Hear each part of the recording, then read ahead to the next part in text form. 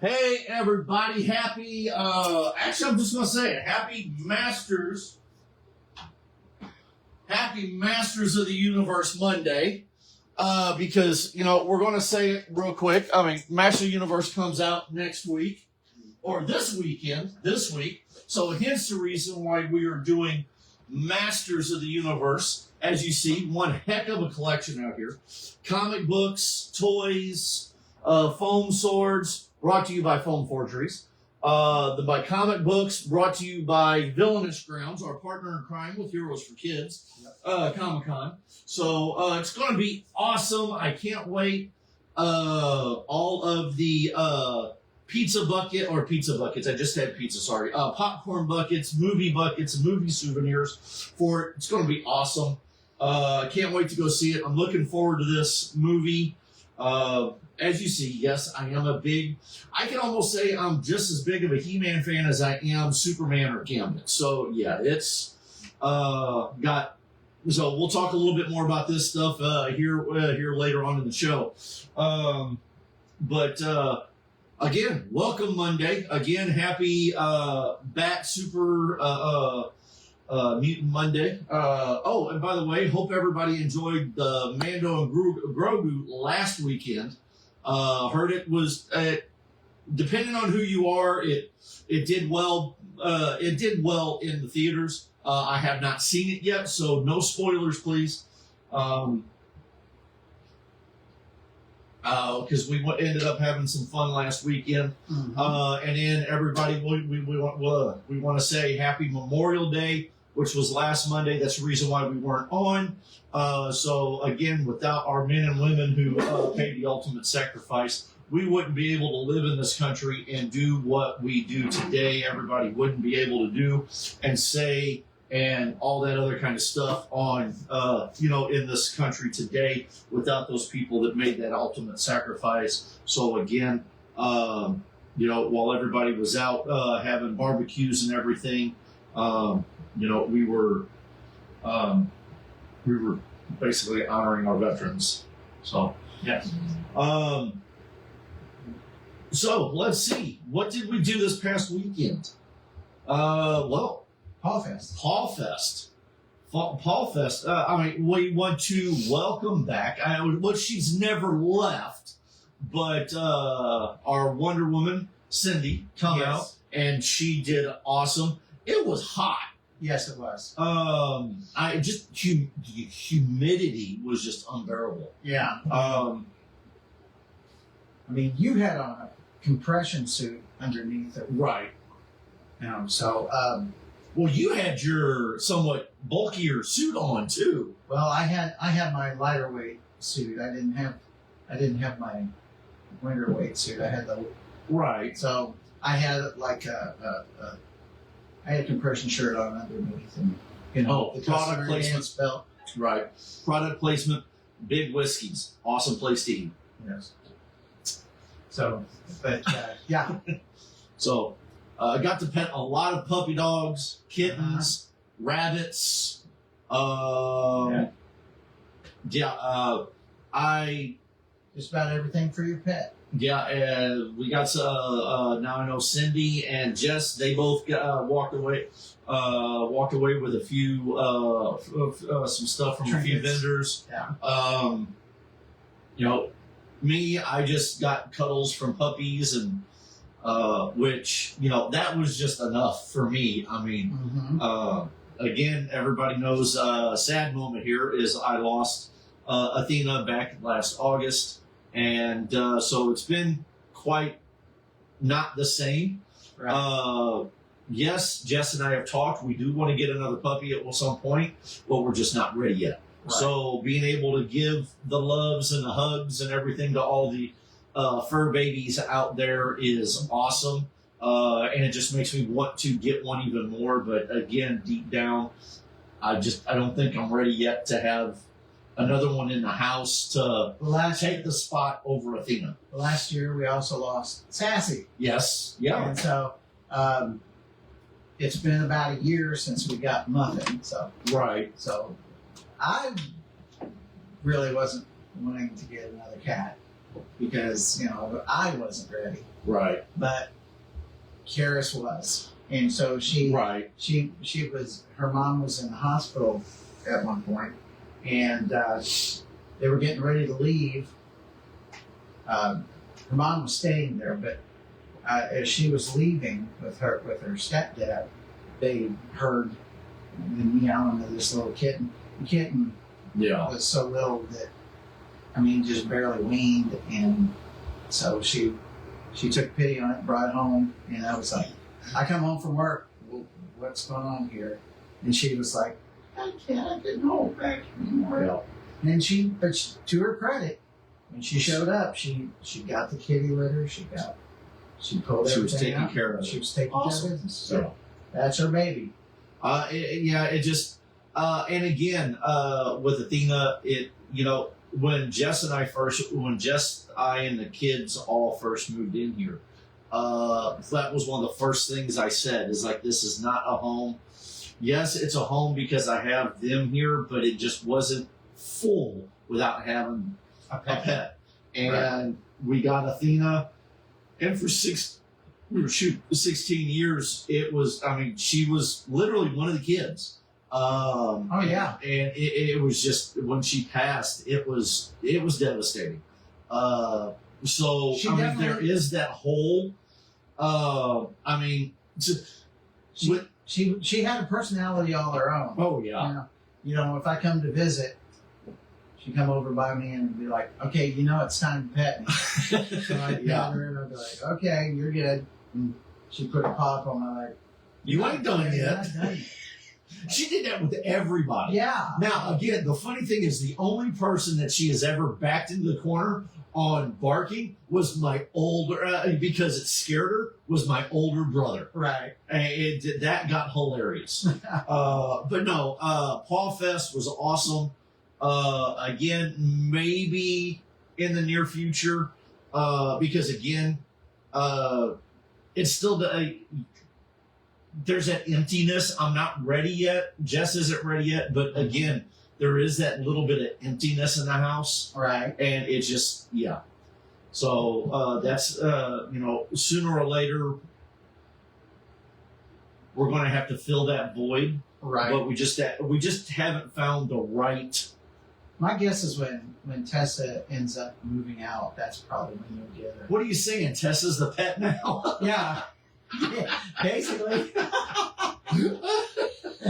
No. No. I mean, when your youngest leaves, you'll have They're this whole definitely, house, and you have this whole house, and you'll be like, we need a baby to love on. Yeah. Our last baby left. So. And then Saturday, what did you get out of? Some gun, my ear, it just itches.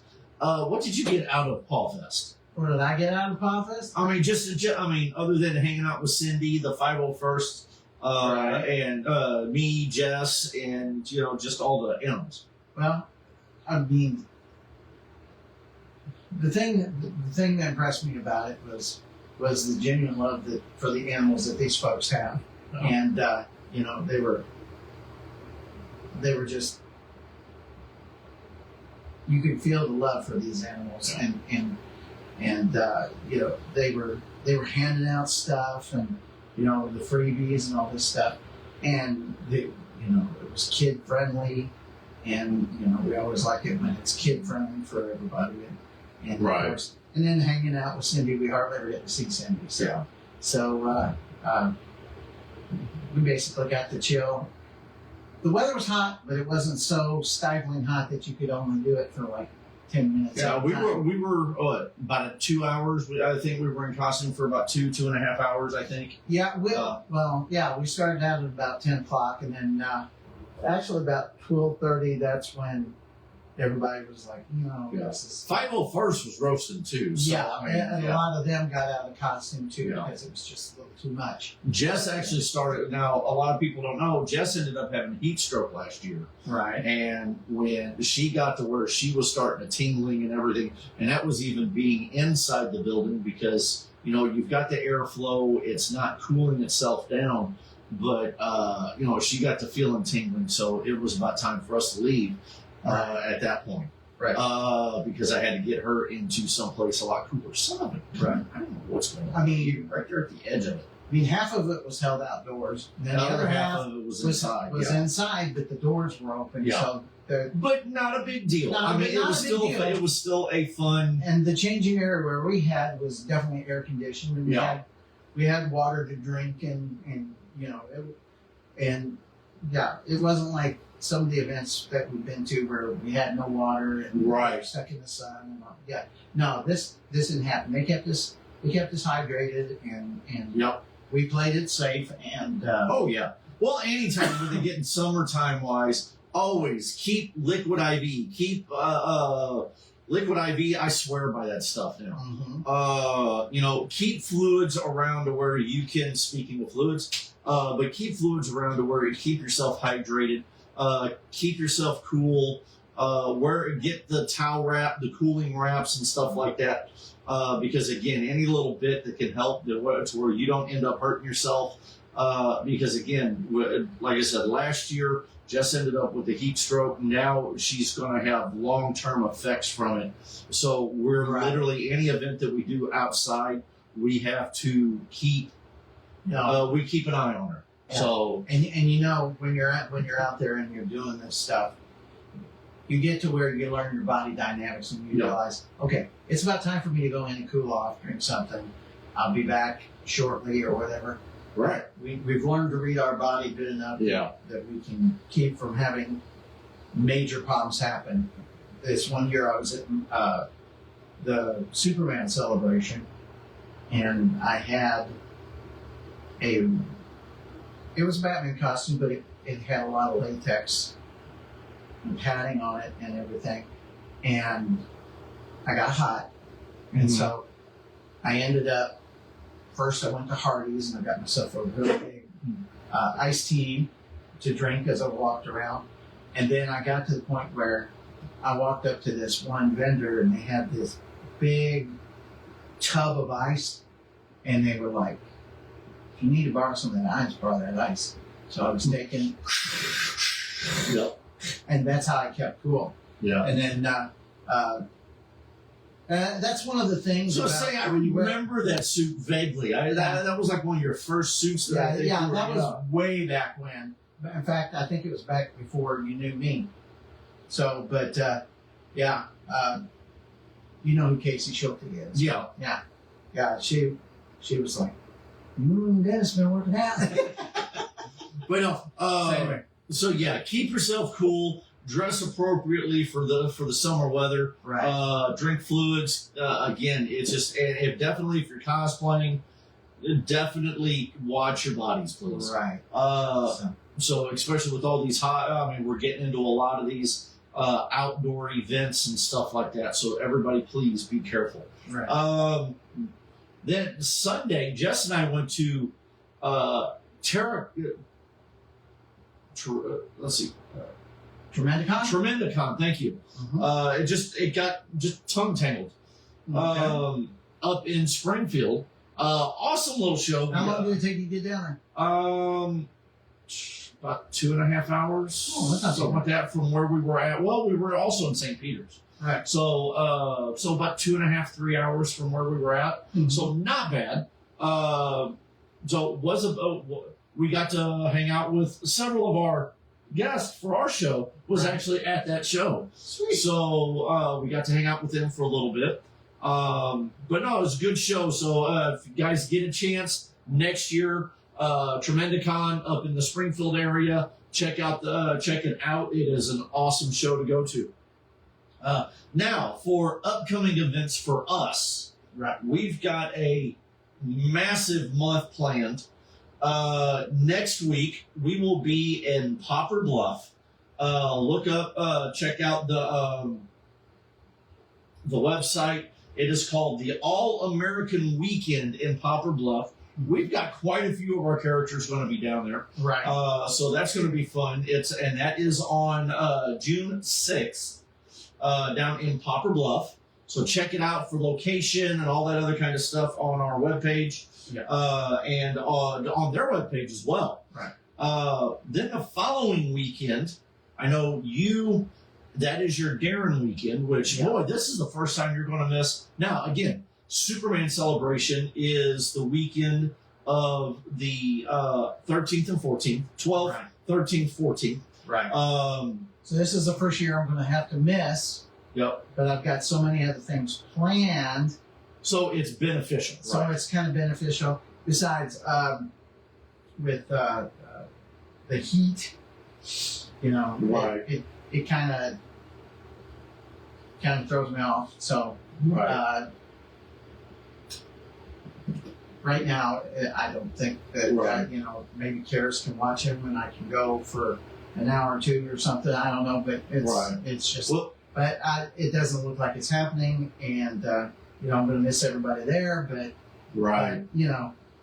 this is the first year of miss. When COVID happened, didn't go. And, I did. Well, you did, but it wasn't official. It wasn't an official one, right? But hey, I've got the official one. I've got the T-shirt. Trust me, there was people there. Right. So I'm going to miss everybody. But like I said, family comes first. Right. How that goes.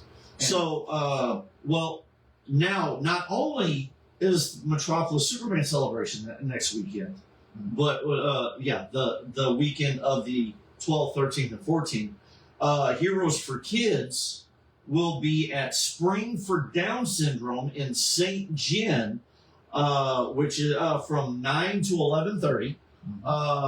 It's an awesome event. So come out to the Spring for Down Syndrome event. Easy for you. Yes, tell me about it. It is in, again, St. Jen, Missouri. We will be there for several. Superman, if I'm not mistaken, won't be you as Batman, but it may be Jody. I think Jody's coming as Batman. I think I've got the Incredible Hulk. I've got Poison Ivy, Wolverine. Yeah. So we've got quite a few people coming out to that one from the Super Squad car will be at the Down Syndrome event. Right. And then from there, Jess and I will be Superman and Milos will be headed to Metropolis. We will be heading to Metropolis. We will get there to help with the auction. Right. I've got plans helping up. Well, I've got a photo shoot at about 2:00. Okay. So I'm going to try getting down there by 2:00 so I can be there for the photo shoot. Car will be set up by, hopefully, knock on wood, by the statue, so everybody can get pictures with the car. Okay. And then. So you guys just going to take the squad car down? I'm taking the squad car down. Yep. Yeah, no truck. Just a squad car. Okay. We're leaving straight from St. Jen, going to and then going to Metropolis for Saturday. Get down there. I have a photo shoot. We're going to attempt to be in a photo shoot by 2:00, and then from there get cooled off a little bit, and then I'm helping out with the Superman Celebration auction that evening. So if you don't have your tickets, get your tickets. It's a fun time. Right. So I will be Superman for the auction on the Saturday evening. Then on the 20th, which you're going to be coming to that one. Yes. We have the Shriners Toy Collector Show up in St. Louis. It's a fun time. We do, again, we'll have Heroes for Kids up there. We'll have majority of us will have some stuff up. We'll have some of our hype cards up. We may even put on a pop-up ticket sale thing going on at that event. That would be cool. Yes, it would. Jess is probably going to shoot me because I'm throwing stuff on her more. Yes. That's actually Jess is upstairs getting stuff together for working on behind-the-scenes stuff for Heroes for Kids Comic-Con. So then we have one of our fun events that we do. It's a hot one, but it is one of our fun events. Right. An awesome place. It coincides with Living with a Purpose, but it is the Hero Complex up in St. Peter's. And we will be up there from 4 to ? Right. Because it's pretty much we go up, we have fun. and they usually, because it's around 4th of July, they have a fireworks show. And they've got bouncy houses, they've got live music, they've got A few vendors, I a think. few vendors Yeah. out there. Of course, you can go inside the Heroes Complex and play their video games, and they've got video games, their they've got store. toys that they sell, and and you can get your pictures with the heroes, and it's going to be a big fun time. So, and we'll stay as long as The supercar will be up there as well. Ah, Yes, I'm taking the supercar up there. man, that thing's getting around. Hey, it's getting around. It's going to be a fun. Again, we're going to have a fun time with it. And if you notice, every weekend we got something going. Oh, every weekend, yeah. So On 7/2, I'm still working out details, but 7/2, we have the possibly getting involved in the 4th of July Perryville parade. okay. So we're trying to figure out. I've got to figure out all the dynamics for the 4th of July stuff. Okay. So still working on some stuff for there. May even do a pop-up ticket sale thing at the 4th of July stuff with the fireworks. Still haven't talked to the boss about that one. I'm waiting on her to try. We typically We typically try to. So And then I think we got a weekend off. But we've got. I know Jess and I've got something to do that weekend. right. Um, In fact, the 11th. The 11th is that's my other Darren weekend. Right. So that's right in the middle of all that. That's part of the reason I'm not going to Metropolis is because it would have thrown everything off. I Right. wouldn't be able to do the 4th of July or the Heroes for Kids Comic Con one way or the other. right. So I just was like, well, let's just leave it like that, and then that way I can get where my schedule is not totally jacked up. So Yeah. So yeah, we've got the 11th. I think Jess, myself, Dave from Foam Forgeries we've got plans to go to do some stuff that weekend, to do some networking for Heroes for Kids. So and Foam Forgeries. So we've got some stuff that's going on that on the weekend of the 11th and 12th. But then the following weekend, the 17th. Well, the 17th. July 17th is our setup. Vendors. Setup starts at 2:00 for you guys. We'll have the door open for you guys to come in, get checked in, start setting up. We'll go a little bit when we get closer to the time. We'll do like what we usually do. We'll go out to the park center. We'll start popping some videos off because we've got a few new vendors coming this year, which is awesome. Which we'll get to that here in just a second. Right. Then the fun starts at 9:00 on 7/18 and goes till 5, and then on the 19th, I think it's 11 to 5. So again, Heroes for Kids Comic Con is going to be a blast. We're going to have fun. A lot of vendors, some awesome guests we've got this year. So why don't we get into a little bit of that? Yeah. So we're down to around a month and a half. So Heroes for Kids Comic Con, July 18th and 19th, 2026. At the Perry Park Center, Perryville, Missouri. We are celebrating America's semi-quincentennial. Yes. High five. Awesome. All right. Birthday. So, and Saturday from 10 to 5. Saturday 10 to 5. Sunday 11:30 to 5. VIPs, early bird, get in at 9. And again, Villainous Grounds and Heroes for Kids proudly brings to you, again, one heck of a show. The little side story about that word there. Okay. This year is also my 45th high school reunion. Okay? Right. And, I'm part of the planning process for that. Right. Because 5 years ago, I showed up as Batman because some coworkers wanted to see superheroes in the parade, and I said, if you come up with like $200 for Toys for Tots, which is what we were getting. So he knows how to bribe people too. Right. So I said, if you come up with $200, I will suit up as Batman.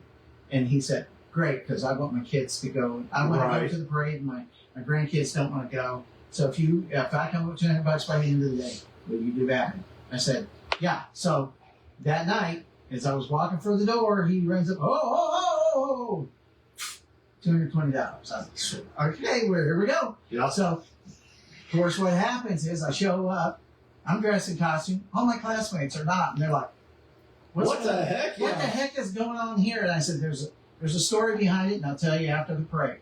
So they were like, well, get up in the truck, and you can wave from up there. And nobody knew who you were. No, nobody knew who I was. They knew that I was a classmate, but they didn't know which classmate, except for one or two people who had worked on other events with me. Mm-hmm. And the funny thing is, they said, well, let's take a class photo. So we all climbed up on the trailer, and all the guys are on one end, all the girls are on the other end, and who's in the middle of all the girls? Batman!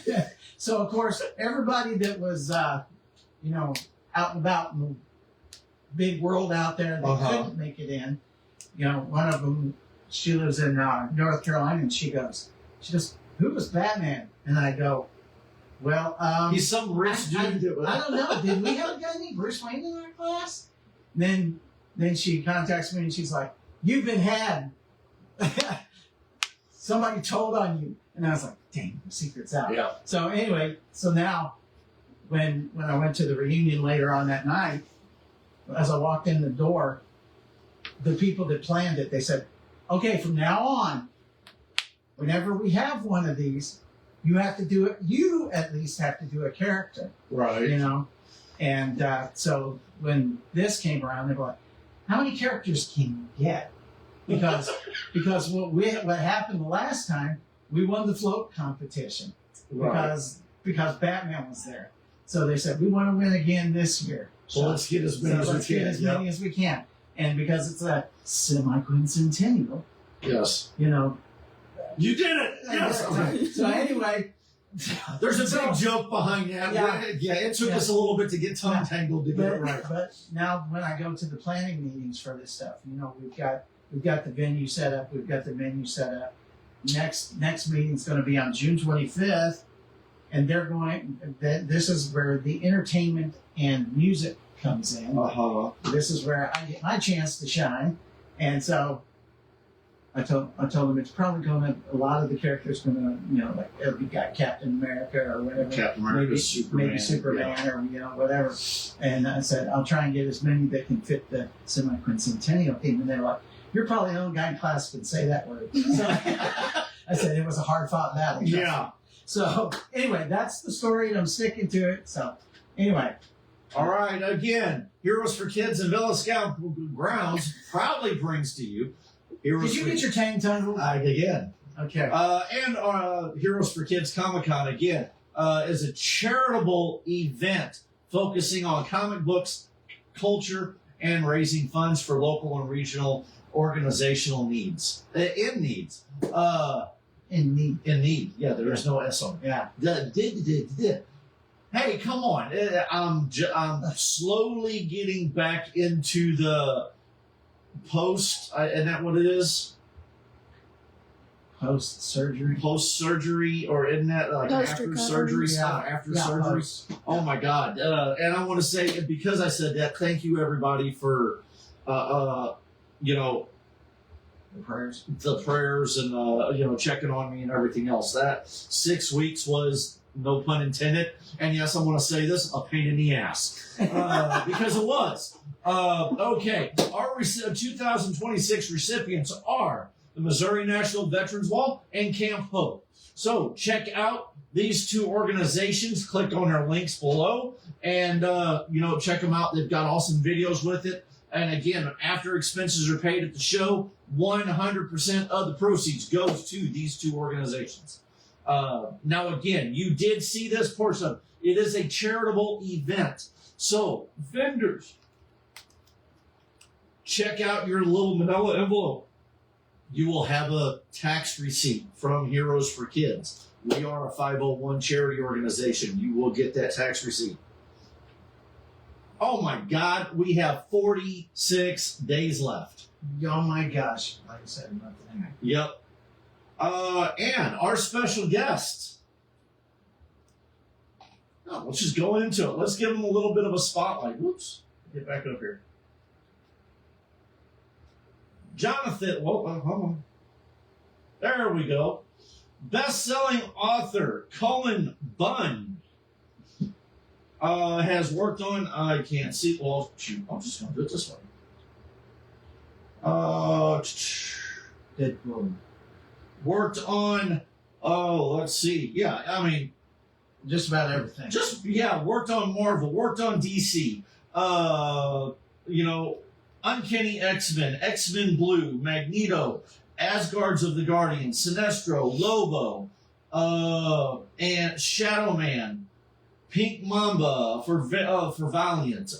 Worked on Deadpool, The Damned, The Empty Man.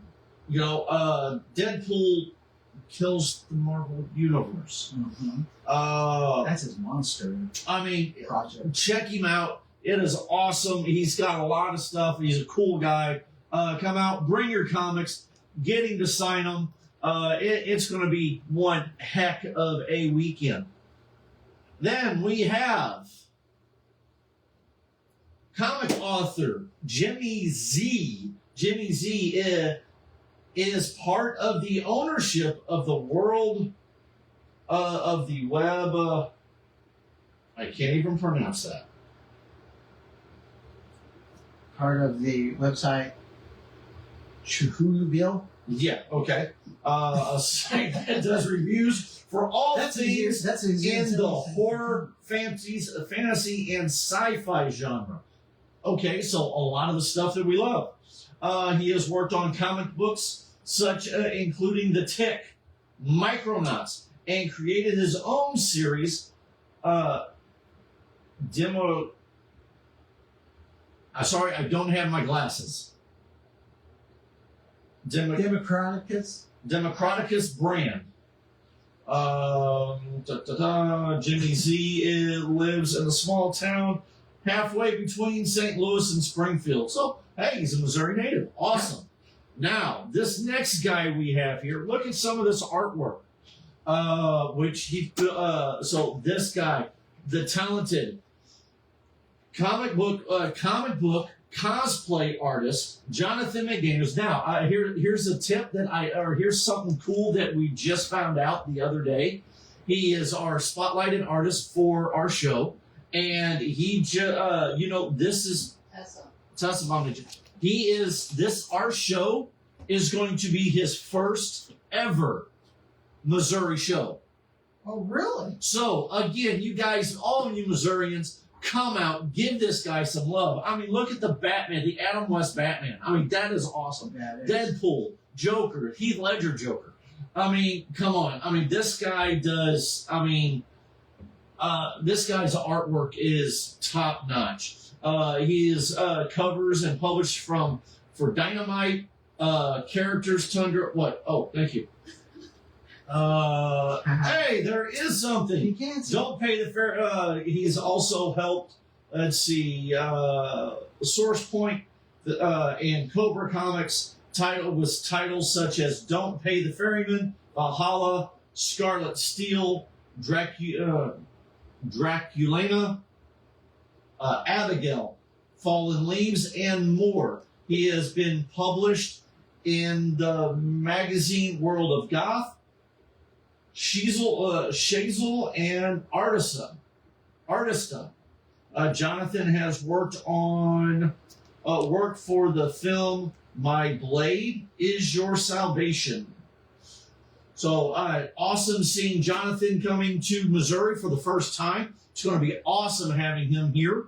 So come by, get some of his artwork. And by the way, we're going to throw this out there. If you guys haven't seen it, Jonathan did our exclusive. Right. One of our exclusive for Heroes for Kids Comic-Con. Then we have also best-selling and award-winning author Brandon T. Snyder. Go ahead. Okay, Vernon Hugh Snyder. I'm rolling him up here. He's right behind you. Okay, he's the best-selling author of the award-winning Dark Knight Manual, as seen in Entertainment Weekly, Time, Forbes, and Wired, as well as the Avengers Infinity War, the Cosmic Quest series, and the Ribbon Award-winning Rube Goldberg and His Amazing Machine series. He's also written books featuring Cartoon Network favorites like Adventure Time and Regular Show, and Marvel Spider-Man and Black Panther, plus things like Justice League, Star Wars, and the Muppets.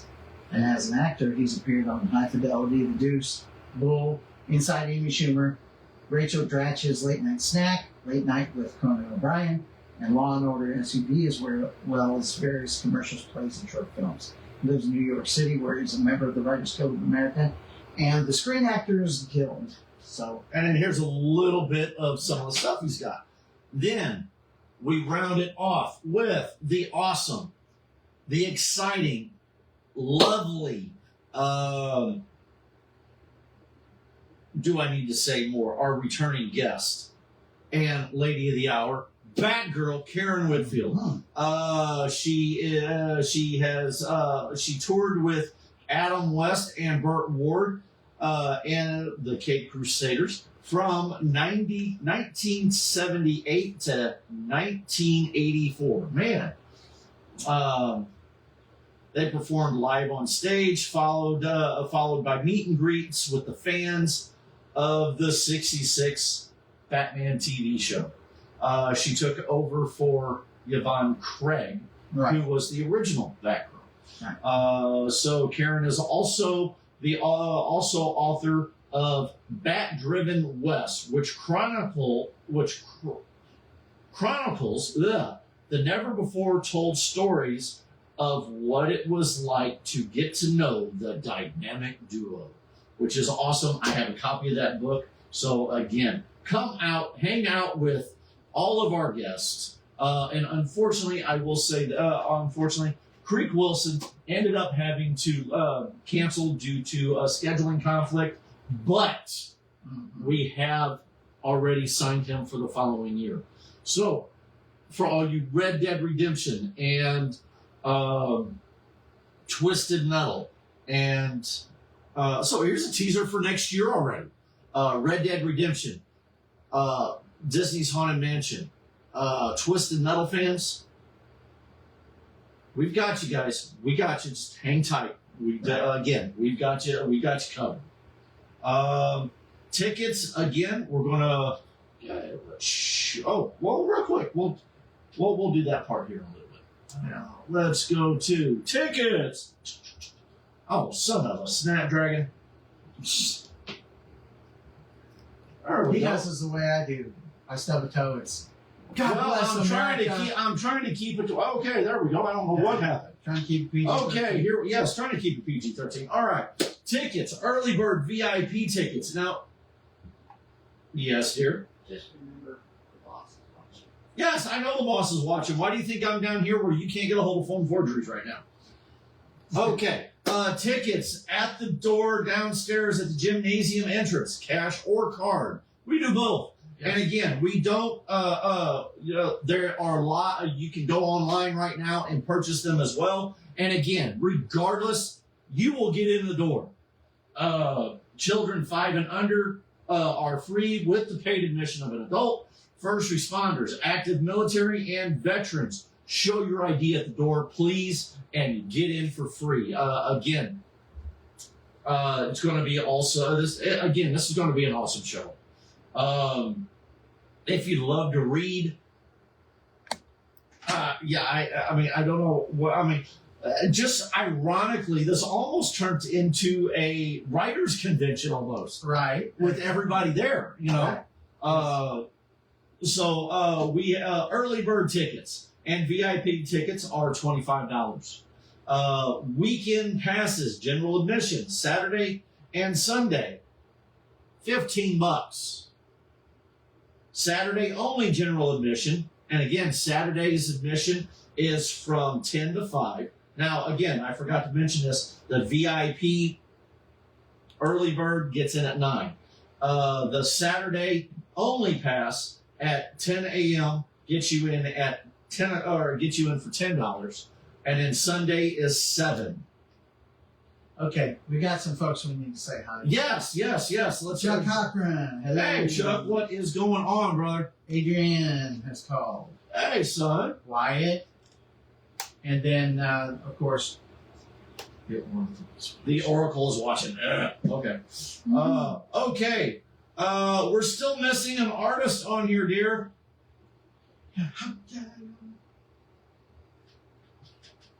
Actually, I think a couple artists. All right, we're going to start this off real quick. Well, shoot, son of a gun. All right, we have. There we go. Art by Autumn Zabo. Celestia Art, Podix Paintings, and I want to also introduce, we're going to, now, again, my daughter Tessa, she will be an artist at this show as well. Now, again, for her, I'm going to throw something out there. If you haven't seen it, share her, go on there, like her page. She shows all her artwork, she shows videos, all that kind of fun stuff. But here's a cool thing that she gets to add to her resume. mm-hmm. She has been doing this thing now for at least the last 2 months. And a half.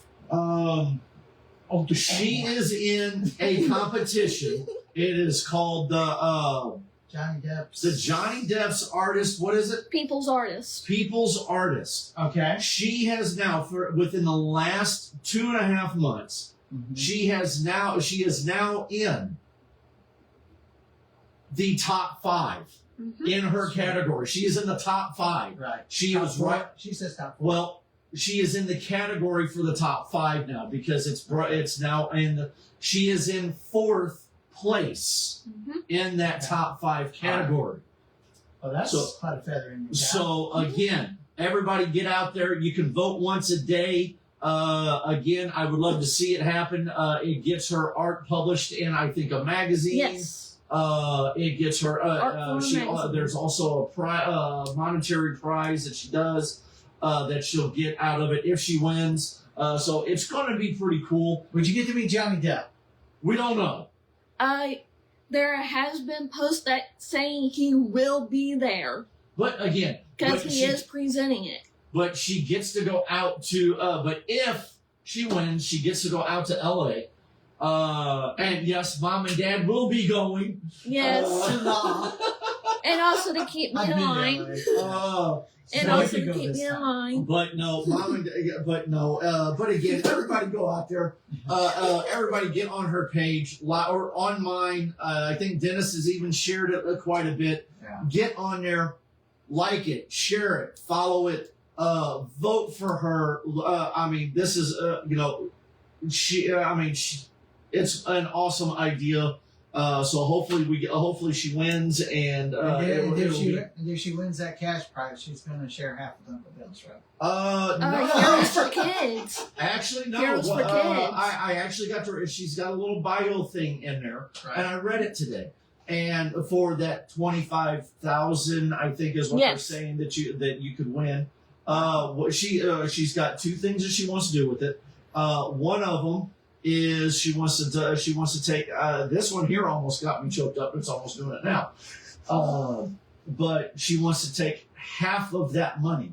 Okay. And donate it to Heroes for Kids. Oh, that is really sweet. That would be awesome if you did that. And then she wants to take the other half of that money and put it in, basically put it in a savings account so where she can save up her money to go to the specific art college or whatever it is that she wants to go to help her out.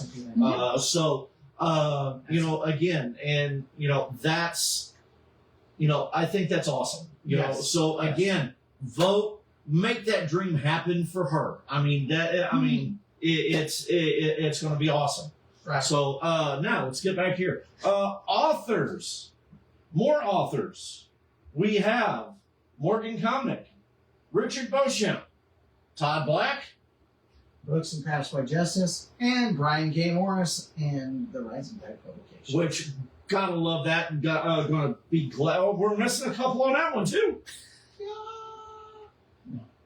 Okay. General vendors. Blue Deal Bat Fam. Chelsea Queen Cosplay. Caroline Bush Handmade Jewelry. Critical Crafters. And then we've got the Crystal Lizard. Foam Forgeries. Heroes for Kids. House of Collectibles 1611. Independent Thinker Comics. Give me a second. I'm going to do it this way. J&N 3D Prints. So Cools. Little Black Cat Company. Okay. And then it looks like we've got Quilting Mother CR Printing. Raymond Parker Funko Pops. Raymond Santa. I almost slipped there. Now say semi-quincentennial. Yes. Raymond Santa Parker Funko Pops. There we go. So now Finally. 5 times as fast as Yes. you can. Red Brick Collectibles. Brian Rascherity 3D. Okay, Ecuador's Heroes for Kids. Nope. Is right there. Thor Welker. We just did it. It's a generic logo. Ah, what are you doing with the Thor Welker thing with it? That's our generic logo. Okay. Okay, we got Thor Welker. He is coming back Okay. to our show, which is awesome. He is an awesome guy. He's got some pretty cool stuff that comes out. I've got a few of his items that's like prints with like the song lyrics, and then it's like the art like Superman with it's like Christopher Reeve Superman with the song lyrics and stuff on it for the Superman. Okay. Then we have the awesome, deliciously Sinful. and yes, very sinful because they're a habit hard to break. Right. And it is not a plug And of addicting. Chicago. But villainous grounds. And again, we've got a few that's missing. So Mama, you gotta go through and double check to see who we're missing on this. But no, get ready to come out and let's have some fun this weekend of July 18th and 19th. It is going to be awesome. Want to give some shout out to several of our sponsors. So the Republic Monitor, City of Perryville, Foam Forgeries, Perryville Walmart, the Mediterranean House, 1858, Host Carissa. Please check out these links as well. Advanced Labor Day community, Toyota Gosai, your Missouri Toyota Gosai, or Toyota Gosai, Missouri. Right. Bear Engineering, Butler County EMA, Benning Ford, Mattingly Box Store for Dental, Charity Floor Covering, Perryville Overhead, Perryville Outdoor Products, Frank and Bridget's Produce for all your awesomely and tasteful produce needs. Robinson Construction, or Robinson Companies, Alan Moss Attorney at Law, Shriners St. Louis, near and dear to my heart. So again, if you want to sponsor, click on the link. Let's get back to that link real quick.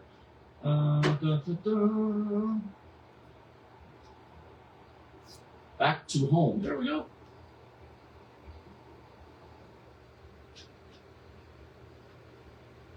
If you would like to sponsor, click on this link, enter the form, send it to us. So it'll be awesome.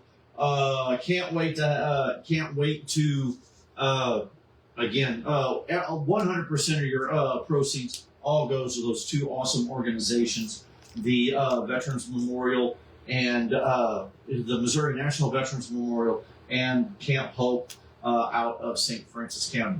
So on that note, why don't we take a little bit of a break from this? Okay. We'll get back to this here in a second because definitely want to do some more. Well, I don't know what the heck just happened there.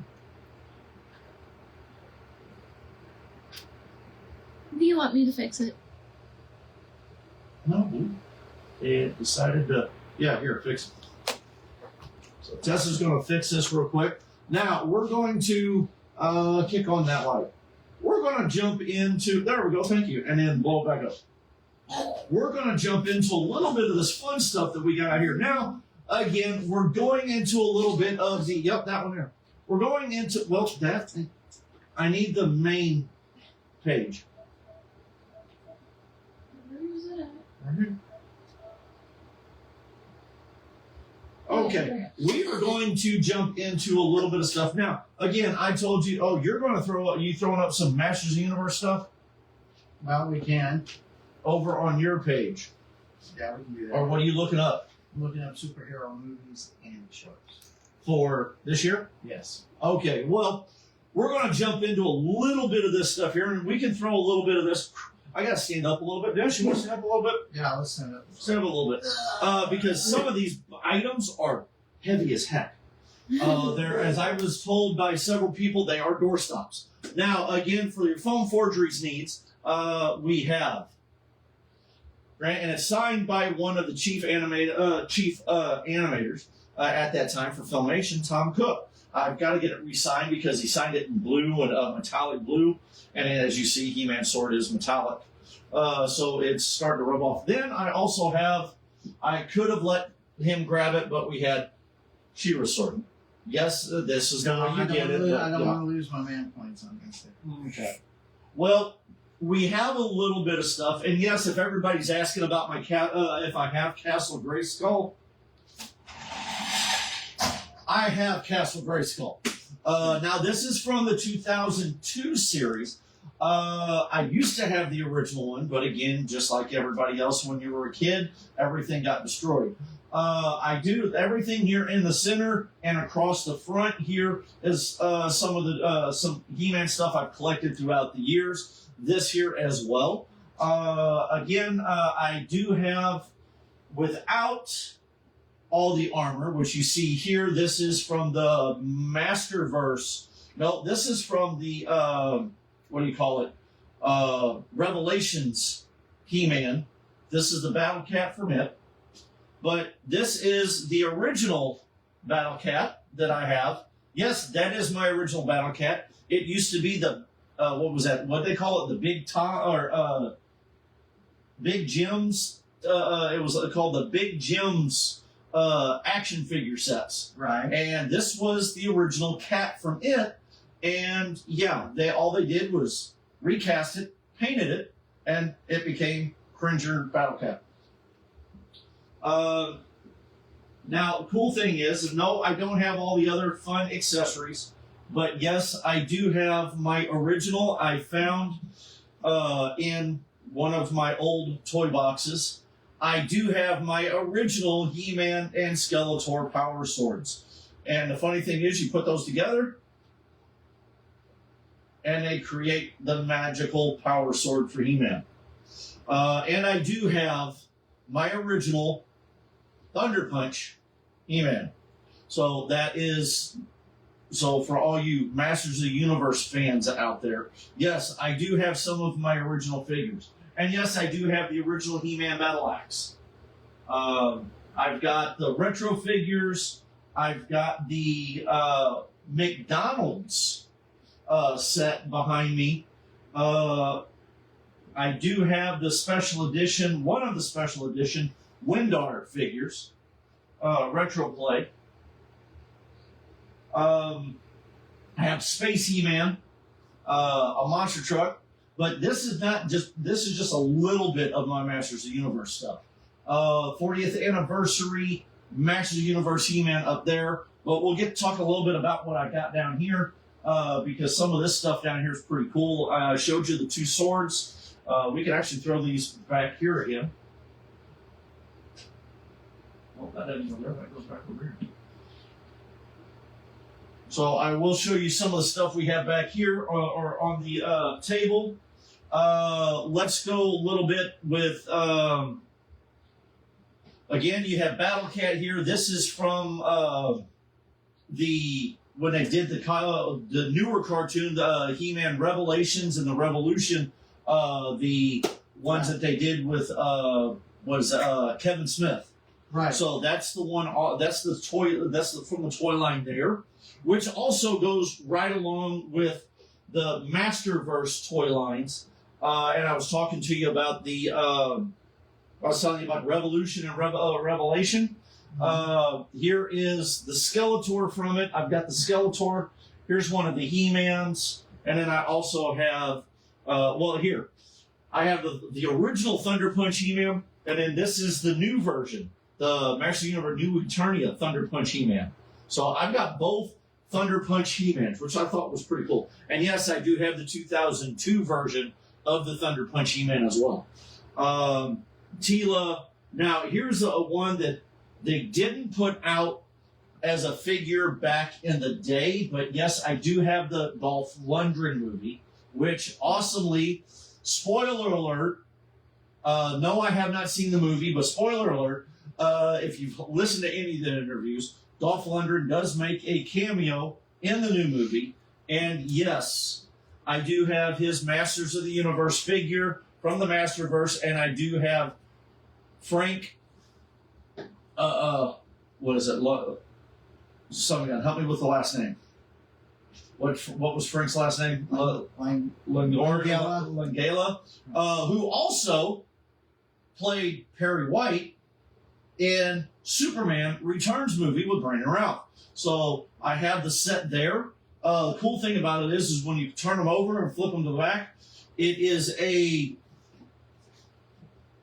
turns out to be a poster from the Castle Grayskull's eye when they do their final battle.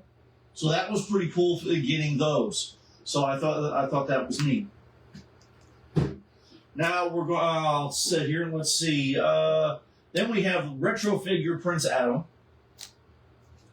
Now a lot of people remember back in the '80s when the original comic book or when the original toys come out. Right. Did you have any of those? No. I don't know how old you were. No. You were still creeping in that older than dirt part, right? Right. In '81, I joined the Army. So you never mind. I can't do that. I can't do it. So you were playing G.I. Joe. Yeah, Okay. basically. Okay. Well, here recently they brought out in the original action figures, they all came out. That one doesn't have it.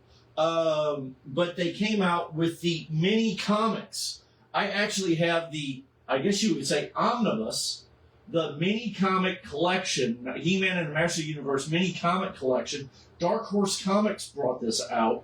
So, and it covers all of the mini comics that came out with the action figures. So, which was cool, all the Space Age, the whole 9 yards. I got this from our awesome people at Villainous Crowns. So, let's see. Then, if you want another good collectible book, this tells you the history of all the toys, all the action figures. And this one here, I actually ended up getting signed.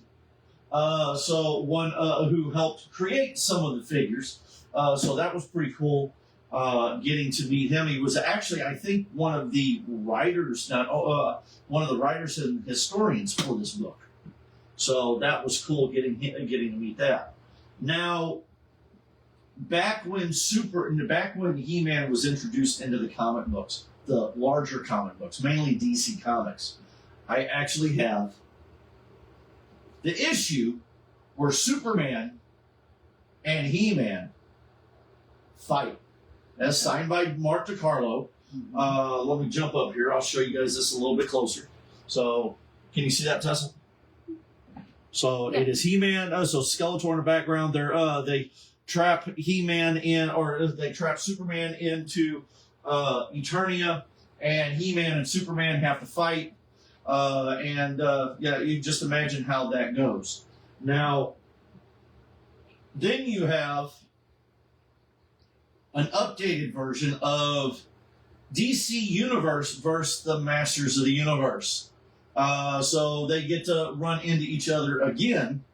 This is later on down the line, and which is awesome. Both stories are real good. Now, if you want the full collection of this style here, the updated stuff that they got when they re-brought out Masters of the Universe back several years ago, here's my big book doorstop.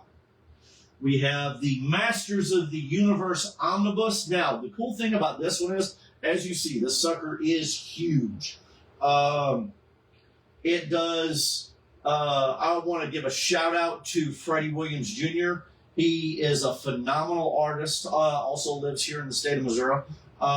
He did a lot of the stuff with this. This is basically the unabridged. Also the what do you call it? The online comics that didn't come out during this timeline, Right. and it also includes the Marvel DC stuff, or the not Marvel, but Heat Masters in DC, where He-Man actually kills Superman. He kills Superman, yes, with the power sword, because it's a good read, but it's got it's. I think it's like 5 different sets of comics that all goes into this. Right. And then it's got the digital copies that were only released online. This is the only way you can get them in paperback form, is getting the omnibus. And what it does, when they brought them out, you thought that they were just like, here's a story, then here's a story, here's a story. No, there was actually the digital stories actually bridged each one of them to make this massive book. Okay. So it actually ends up being one massive story. Okay. So yeah, so it is. It's real cool. I sat down and read this. Sweet. Holy cow. But no, so again, and like I said, this is just a little bit. You could ask Dennis, this is just a little bit of my Masters of the Universe and my toy collection when it comes to the comics and all that. This is just a small tidbit of my master stuff. But we're talking about, getting into He-Man with DC Comics. We're talking back in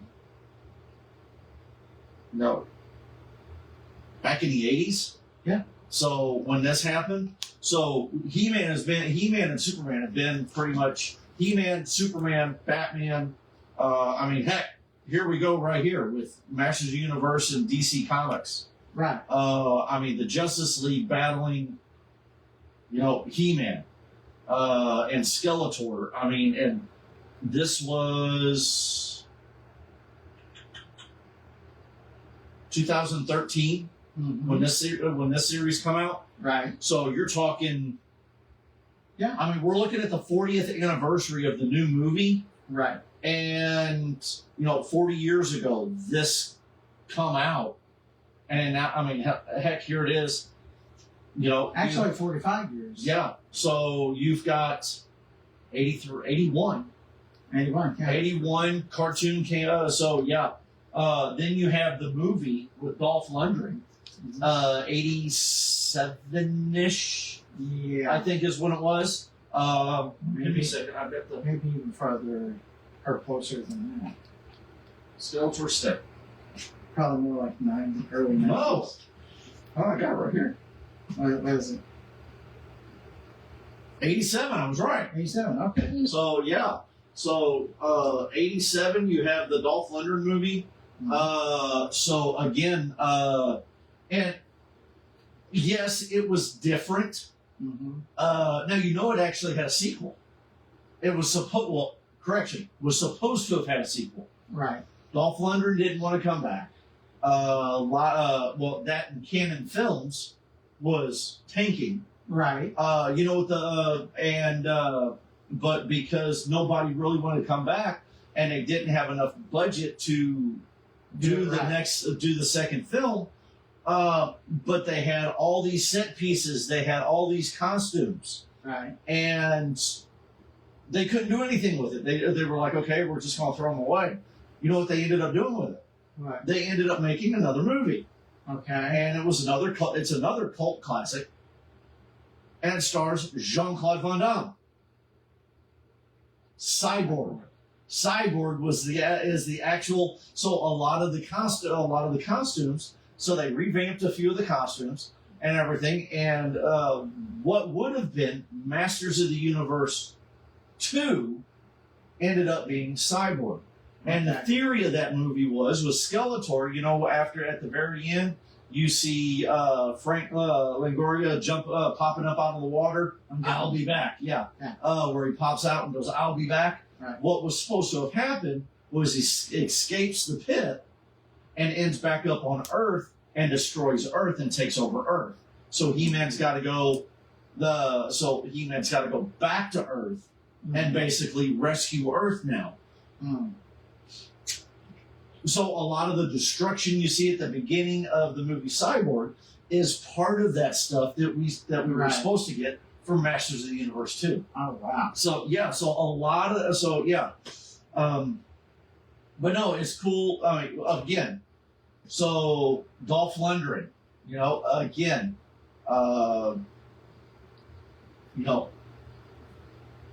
awesome actor. He's going to be in the new movie. For I don't know how big of a spot he's got in there, but it has spoiler. He's supposed to be in it at some point as to doing something. I don't know if he's on Eternia or on Earth. Hey, Chelsea. I don't know which one. I don't know who else is supposed to spoil in the movie.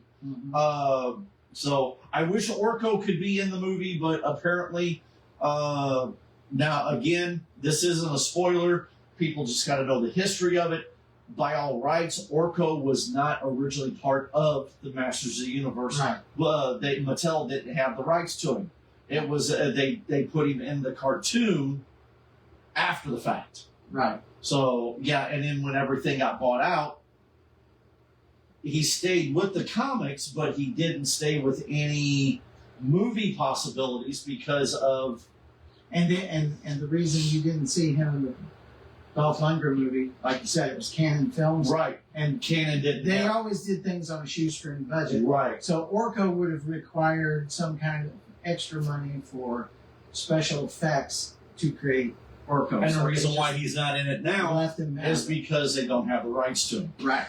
So from what I'm understanding, Orko don't get any love. Yeah. So well, I think they do some teasing of his colors and stuff like that. Well, for those that don't get any Orko love, there's your little Orko. There we go. I found some Orko love for you. There's some Orko love. So yeah. Now there's other things going on here. Like The Boys is just finished. Yes. Daredevil, very good show. Daredevil has just wrapped up season 2. Right. Now they're filming season 3. Of course, we're going to be getting Brand New Day, the Spider-Man movie. Spider-Man. They're talking about making a Star-Lord movie. They haven't come up with all the details on that yet, so there's still that.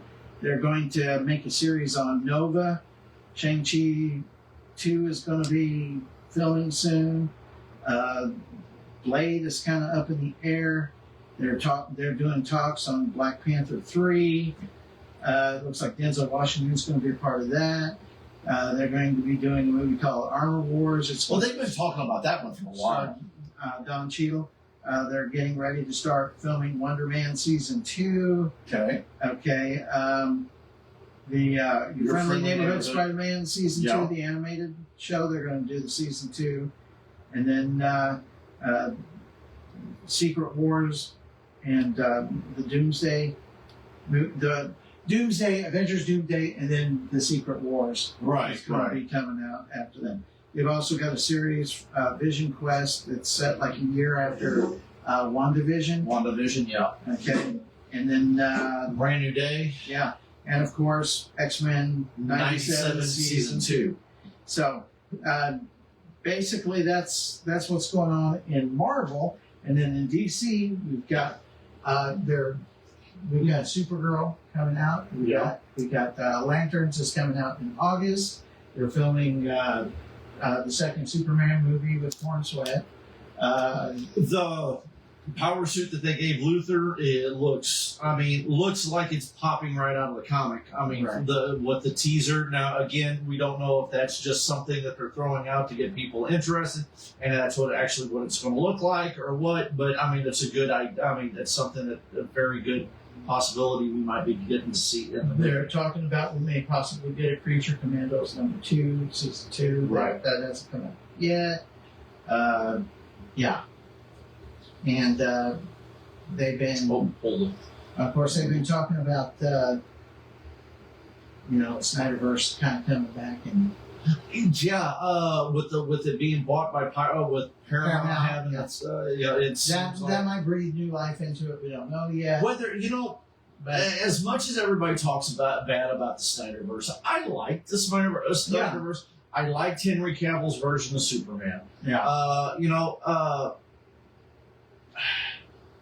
Court and Sweat was okay. And again, even compared to what we've watched, it's a different take on him 100%. But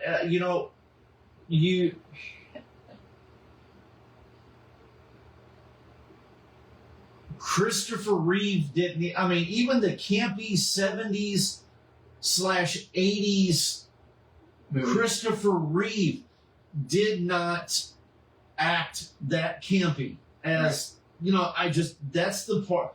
That's the Gunn part. is kind of returning it to its lighthearted roots. That's what he said. But I understand that, but even in the comic book, the Superman really didn't act that campy. Right. He did, and if you tell me that I haven't read a Superman comic book, look over there. I've got Action Comics. I've got DC Presents. I've got about 15 boxes of nothing but Superman. And I'm talking everything from 1948, or 1938, I will say that again. And some of those are reprint. The one when I said 1938, I've got stuff from 1938 to current day today. Right. And he's never done. Yeah. I mean, Okay, I'm going to stop you there. There have been comics where Superman has split himself in two. 100%, yes. He shot little ones out of his hand. At one time, Kryptonite had screwed him up, and he was shooting hot dogs out of his eyes. He had meat vision. He's grown But super tall. hold on. But again, that is effects from Kryptonite. Right. That is not him walking up acting like a total doof. Okay. Well, how much of Christopher Reeve's Clark Kent do you think that Corn Sweat is champ? I don't think none. Because, and here's the reason why I'm saying that. Again, Do you think Again- Brandon Routh channeled? you 100%. Okay. Brandon Routh's Superman was an extension of Right. Christopher Reeve's Superman. Right. 100%. Okay. But you don't think Corn Sweat? No, I do not. No. Again, it's just. Well, you do understand with the Gunverse, we're going to see a whole lot of characters that we've never seen on the screen before. We're gonna get the second Blue Beetle back. Okay. Right. The third is returning. Okay. We're going to get Lobo. Hold on. You know what? When it comes to DC, Right. other than, and I hate to even say this about what's going on with DC because I love finding out. I love looking at what's going on in the movie stuff. Right. But I don't trust the media. And what makes it bad is you can't. And I hate to say this about James Gunn. You can't necessarily trust. James Gunn throws stuff out there just because people want to hear it. Right. Again, Batman. Okay, for instance, let's go Batman. Batman right now. There is nothing on the slate for Batman. True. And everybody other than Clayface and Batman 2, the Matt Reeves version. there is, and I've seen pictures half pictures of the suit. There's nothing else. He doesn't even have anything in development yet. And he's the stuff for the Gunverse Batman is everybody's demanding that we want the white eyes and the blue and the gray, you know. And he's like, I don't know. He goes, yeah, that's good ideas, but we have to see what it's going to look like on the camera. Right. You know, so again, we have, again, 5 years ago when I guess it was 5 years, if I remember correctly, 3 to 5 years ago, when he took over for DC Comics, we had a 10-year plan. And now it's like, we weren't supposed to get, some of the stuff that we're getting now. Right. Clayface wasn't even in the cards, but it was like, hey, I like that script, let's do it. Right. Batman, he's like, well, yeah, he's in the universe, but you know what? I don't know when we're going to see him now. Well, it looks like right now they're trying to make it to where Batman or Robin is coming out in 2028 if everything goes well. If everything goes well. Right. Right now we have Clayface, Supergirl, the Lanterns TV show, and he's getting ready and Superman. Right. Those are the only 4 things. Superman right now, Superman and Creature Commandos is the only things that Gunn has, and Peacemaker, has gotten out. Right. Supergirl is in, 2 weeks? 3 weeks? Yeah, something like that. Am I going to go see it? Yes, I'm going to go see it.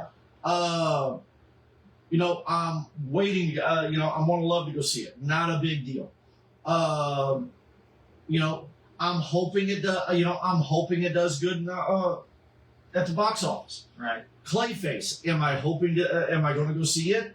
Yes, we're going to go see it. As to, I hope it does well in the box office. I hope we get another glimpse. I hope we don't get a black shadowy figure of Batman in it. Right. I hope we actually get to see Batman in it. Am I stretching it? Yes, because everything right now is telling me by what Gunn is saying, no, Batman's not in it. No, we're not seeing a Batman. He doesn't have a Batman even slated yet. It sounds like DC is going to stick with Matt Reeves' Batman for now until they figure out if that's going to be viable or not. But you can't say that because Gunn has already said Matt Reeves' Batman is not part of the universe. No, I'm not saying that. What I'm saying is until Matt Reeves' Batman saga thing is done, they're probably not even going to touch Batman. He's not going to touch Batman until that kind of stuff is out of the way. And right. I mean, who knows? In fact, it sounds like he's kind of starting not at the Silver Age, more like at the Bronze Age, because we've got the new Blue Beetle. Right. Okay. We've got. It looks like in Lanterns, Hal Jordan is going to be passing the mantle on to John Stewart. Okay. The dynamic duo is going to be about Dick Grayson and Jason Todd. Not Batman. Not Bruce Wayne. Not Dick and Wayne. Right. Yeah, it's going to be Dick and Jason. But the problem. Well, and the thing is even with Blue Beetle, you can't necessarily say that Blue Beetle's in the connective universe now because he's even said. Because he's even contradicted himself numerous times on what is in the connective. Well, you know the guy that played Shaggy in the Scooby-Doo movies. Yes. Matthew Lillard. Yes. Okay. He's in talks with Gunn right now, and right now he's already signed on. They just don't have. They're trying to figure out the role. Right. But they said the two things they're discussing are Plastic Man or the Ted Kord movie. Right. So those are the ones that they've kind of tossed around. Now that doesn't mean that he's going to get either one of those. Right. It could be something totally different. He might be a supporting character like he was in the Daredevil season. So, right. So right now that's what they're trying to figure out. But yeah, it's just you don't know. We don't know. Everything's kind of up in the air. But we do know the Gunn is definitely planning on taking his flagship characters and he's going to throw in little side characters to kind of See, bring them my into the universe. problem with one of the problems I had with Superman, James Gunn Superman, is it is Superman. It is Superman. Right. I understand bringing in extra characters, Right. supporting characters, but when the supporting characters become more of the main story than the main tenured character, Right. that I have a little bit of an issue with.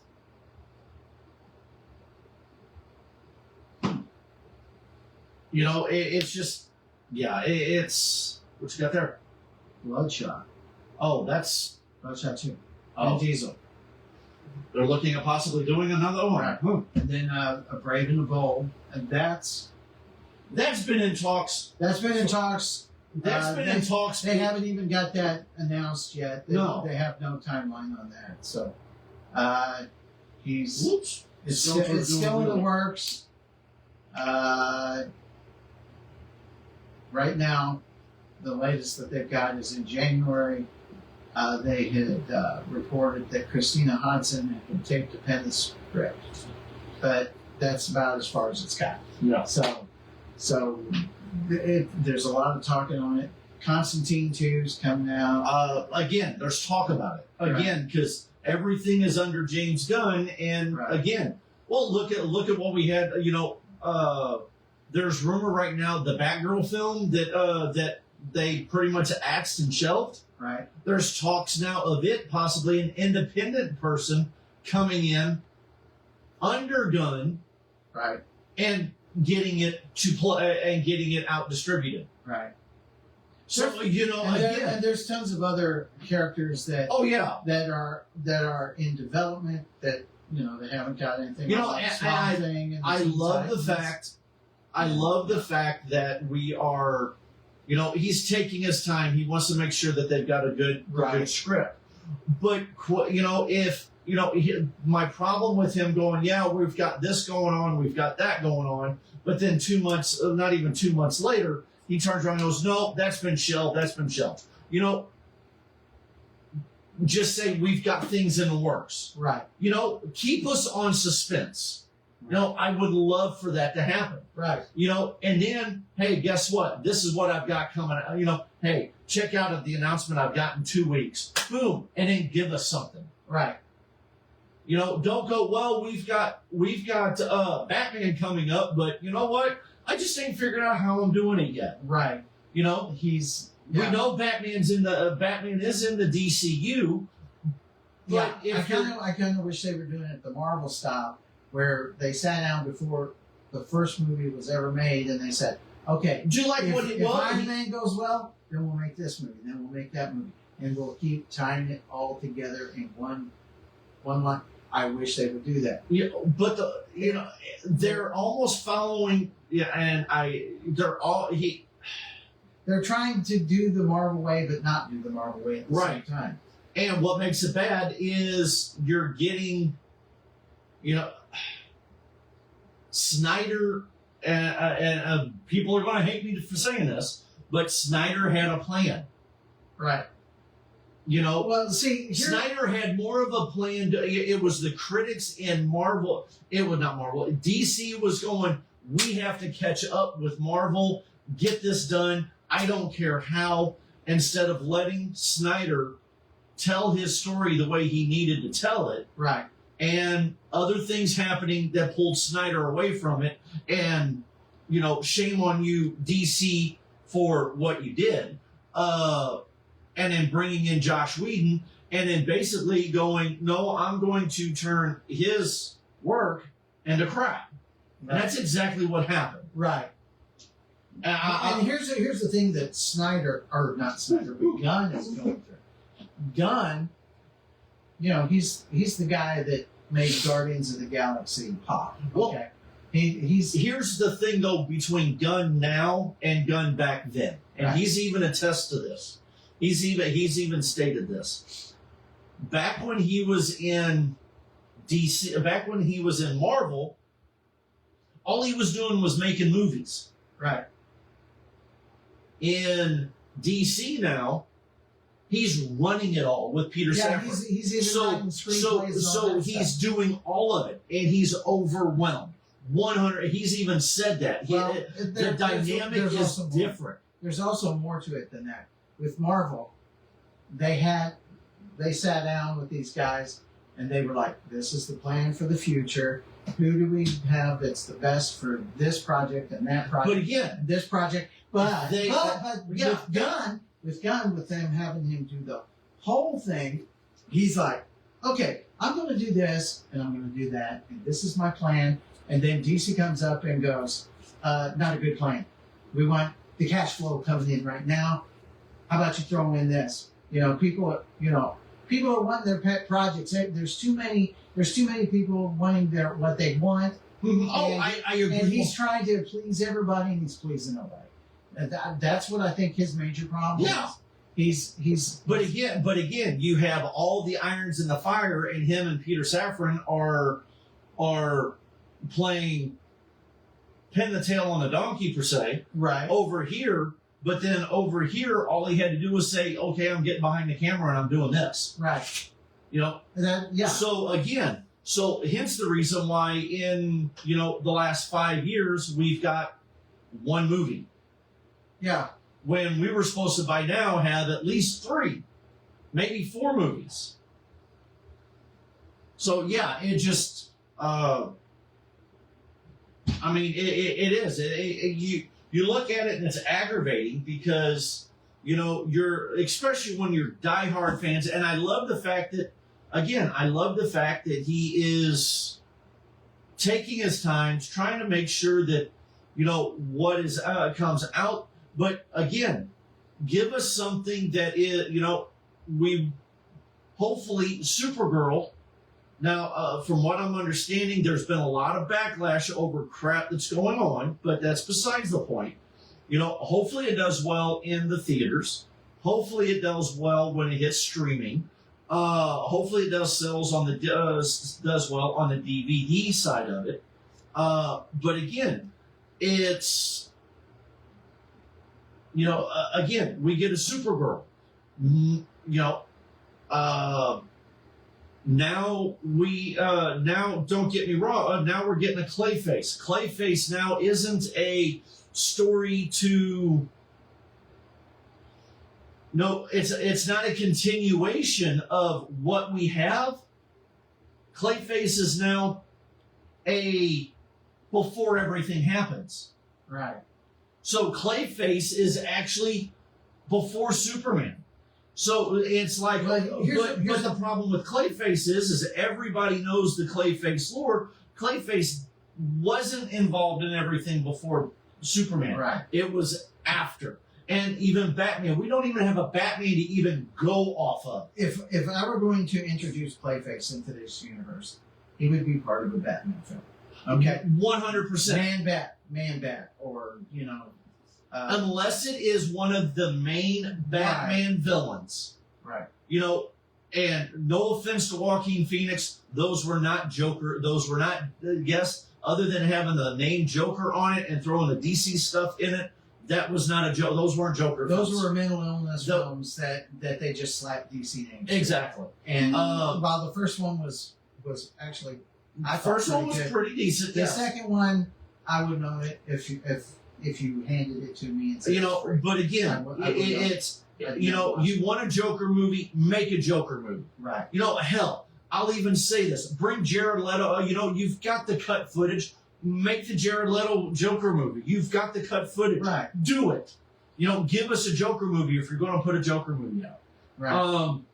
But you're going or Two-Face, or But if it's a Joker movie, I'm sorry, but you gotta have Batman in it. Batman's got to be a part of it, and you can tell it from Joker's point of view, and that's fine. You could, but Batman has to be in it. Make Batman like a secondary character, But the problem with making a villain movie You know, like Morbius or The problem with Yeah. well, let's speak of Venom worked because he's kind of an anti-hero, and But you know, but here's the other thing with Venom though. Venom we already established. Venom is more known in the comic books, right, not only in the comic books but in pop culture, because number one, he was already in a movie with Right. Tobey Maguire. right, As much as everybody hates that movie, he Yeah. was in Topher Topher Grace. Didn't care for that version of him, but again, it was No, he's still got his name out there in the cinematic world. But Venom has been in the comics just as long as Morbius, but unless you were a 90s kid watching Spider-Man the animated you didn't series know who Morbius or was. watched, and he was only in a few episodes, Right. or read the comic book, And you did not know who Morbius was. here's the thing: when you base it off of villains, those villains have to be top tier. Everybody, 100%. You know, Morbius, like you said, most people don't know. They him. should have had something Um, within the movie, not at the very end. Craven the Hunter, not Should have been really- established in a Spider-Man Should movie. have been established. Exactly. You know. Was the movie cool? I love the movie. Yes. But should it have been? It should have It been. should have been a Spider-Man. You should have had. It should have been a Spider-Man style movie. You want to have Craven in it. You have to have Spider-Man in the movie. Right. If you want to have a same way with, I don't care if it's DC. I don't care if it's Marvel. Again, it's yeah.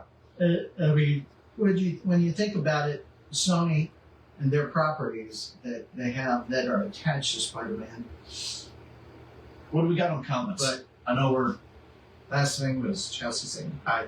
But Okay. Excuse me. anyway, Bless you. yeah, you know, they had these big plans for a Sinister Six movie, but without Spider-Man, It falls doesn't. flat. It doesn't Yeah. go anywhere. It's like making a Legion of Doom movie and not having any of the Justice League. in it. right, exactly. You can have them terrorizing a city, but if you don't have the tenured characters, if you don't have their counterparts to, right. I mean, we've seen Gorilla Grodd on film. We've seen Luther on film. but again, even with Gorilla Grodd, you just mentioned you putting Gorilla Grodd in a movie by himself, it's gonna fall flat because because he's not. you don't not have the the top Flash tier. in there, right? There's no Flash in there. It's not. Now, if you would do a Flash movie and he was the main villain, it would be good. Then do something with him, but again, have the Flash still be involved in it. But now let's throw this out there. There are certain times when the trend gets bucked. Sort of. Okay. For instance, if they were to make a Wonder Woman 3 with Gal Gadot, Uh-huh. have Gigantic instead of, if they didn't have a Wonder Woman 3 movie, they had a Gigantic movie. If it was like Hot Chick, that might buck the trend. So, Well, but still, it would. But then you're looking at, but then on Right. top of that, everybody's going to be going, oh my God, it's 80s nostalgia because they've already done it how many times? Right. Okay. Exactly. They've done spoof movies in the 80s and early 90s of the Gigantic Woman and stuff like that. Right. But again, Yeah. But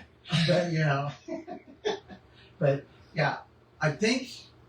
the matter of fact, I think it was Attack of Giganta. I think it was. I'd have to go back and look, but I think that Gunn has the right idea about introducing some of these side characters to get them into the universe, like Metamorpho and Lobo and all those. But guys. again, But- again, he's doing it correctly with Metamorpho because Metamorpho was not you didn't do a main movie of just Metamorpho.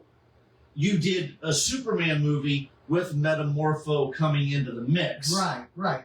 And now you that- can and do that- something and that's- later. And that's what he needs. That's what he needs to do. When he adds on to Superman, he'll need to think of things like Gangbuster, or Now, do I think or, now? Black Lightning. Now, do I think that Hawk Girl, Mr. Terrific, Metamorpho, and Guy Gardner, do I see them?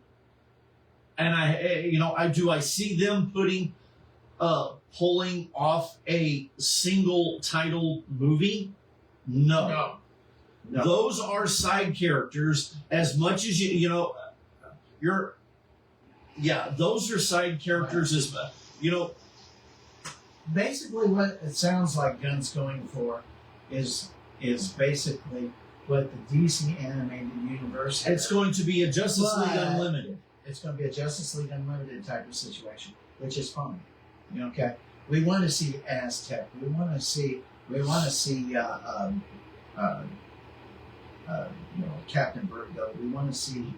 But the problem is just like those. But if again, go back to looking at the Justice League Unlimited TV cartoon. Right. You still had those episodes that pertain to those offset characters. Right. Okay.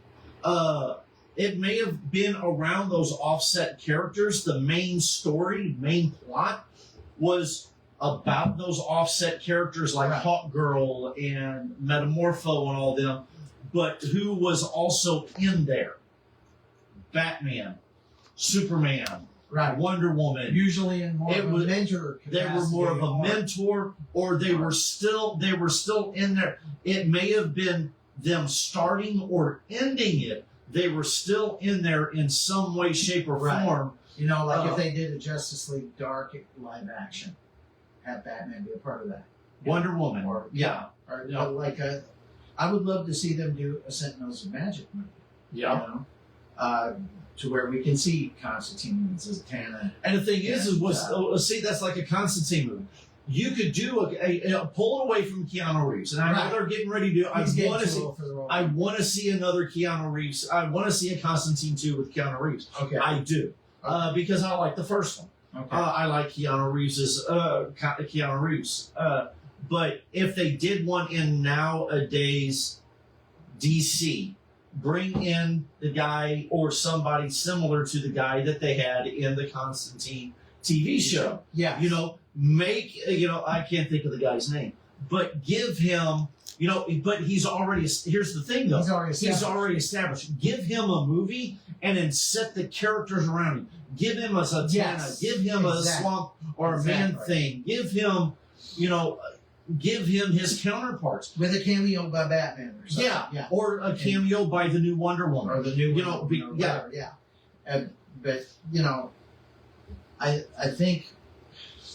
I think if that's the way he's going to go, to where even when he does the more obscure characters, that he has the mainstays kind of off in the background, he can kind of tie the whole thing into the Justice League Unlimited thing. And, because not everybody's going to know who Aztec is. No. And not everybody's going to know who Gypsy is. And again, Morbius, and as much people don't like it, it's kind of funny. The reason why the movie theater, since 2020, box office hits have dropped tremendously.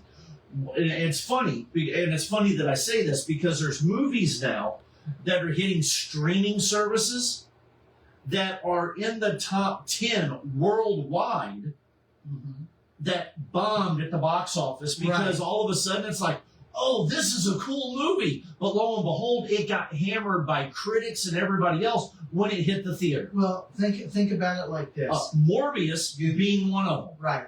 Think about this. You got a movie, it comes out, it goes into the theaters.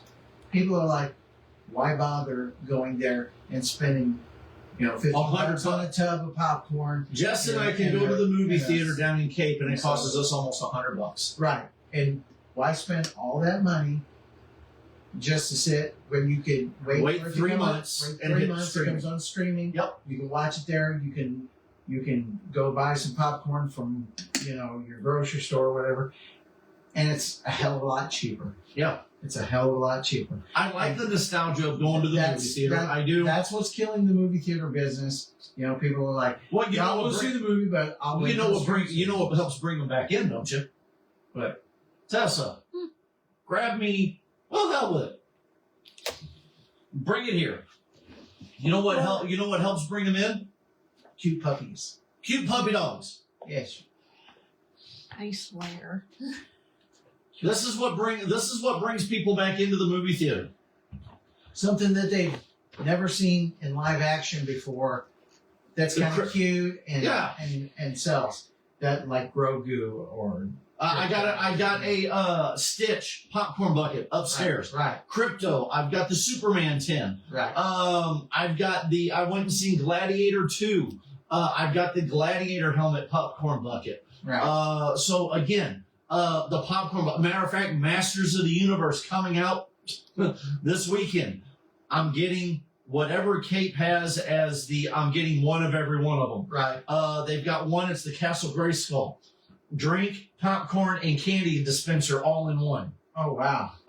Battle Cat. You pull the saddle off of him, and he's a popcorn holder. Oh really? They've got a light up cup where with He-Man holding the power sword, and the cup lights As up. long as it's not one of those things where you lift the tail and out pops a juju bean. No, no.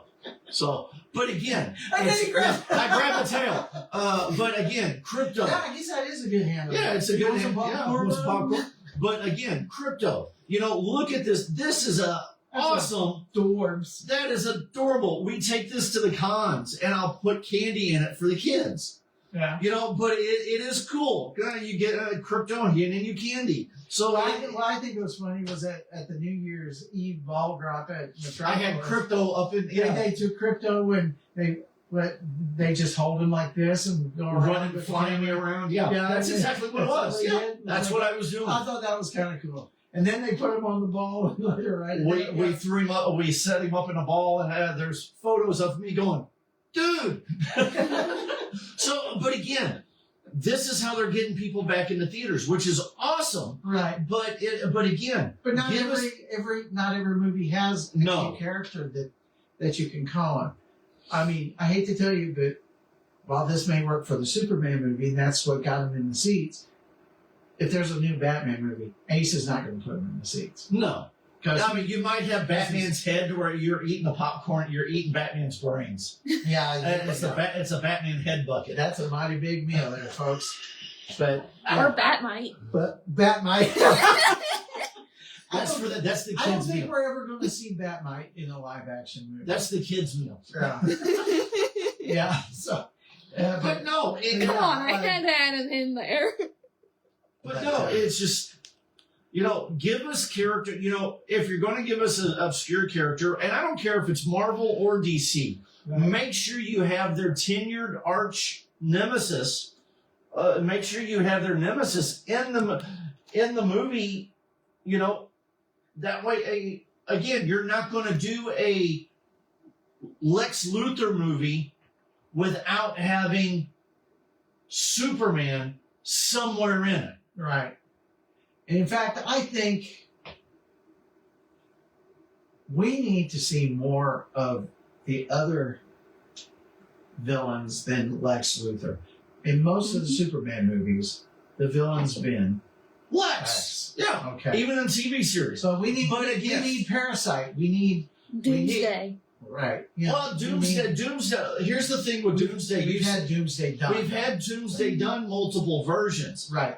And critics have blasted him, and what people don't understand about Doomsday is, go back and here's my thing about Doomsday or any character. Please, people, go back and read the source material. There is, I've got it somewhere in my collection, the story of Doomsday. Right. You can go online and find the story of Doomsday. Right. Go back and read it. He was created during the death of Superman. I've showed you Right. but when he was introduced, he was already this full-blown monster he was a thing in a containment suit that becomes revealed as this massive monster. Nobody knows who he actually is. But then later down the line, a couple years later, we finally get his origin story. He was basically a test tube lab baby that they launched into the wilderness, into the Deathly situations. in deathly situations as a fetus or as a infant, and then they would go out and collect the carcass of it and bring it back, and whatever killed it, it was now immune to it. So, and it did this and did it because they wanted it as its Krypton wanted it as its ultimate fighting machine, and instead it worked its mind so bad all it wanted to do was kill. So they did the only thing they could do to it. They put it in a containment suit and shot it into space. Just so happened when Krypton blew, it caught the same portal as Superman's baby ship did and crash landed deep into the Earth's surface. Right. And it took almost 50 years, over almost 60 years, for it to break free.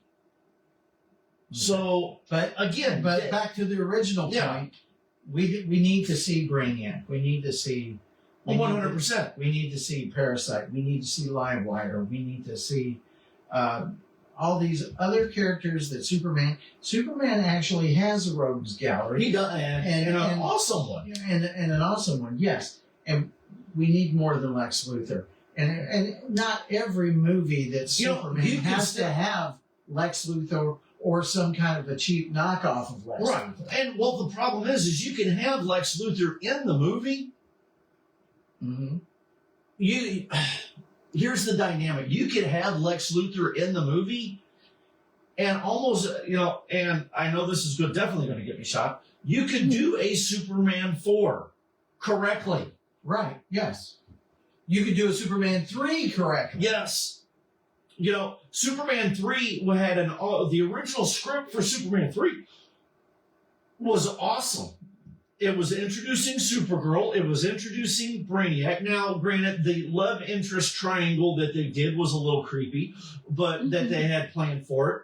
But again, now in the Richard Pryor Superman, the Richard Pryor Superman movie, Superman 3, what we got for Brainiac ended up being every 10-year-old's worst nightmare is the lady turning into the big robot, the evil robot at the very end.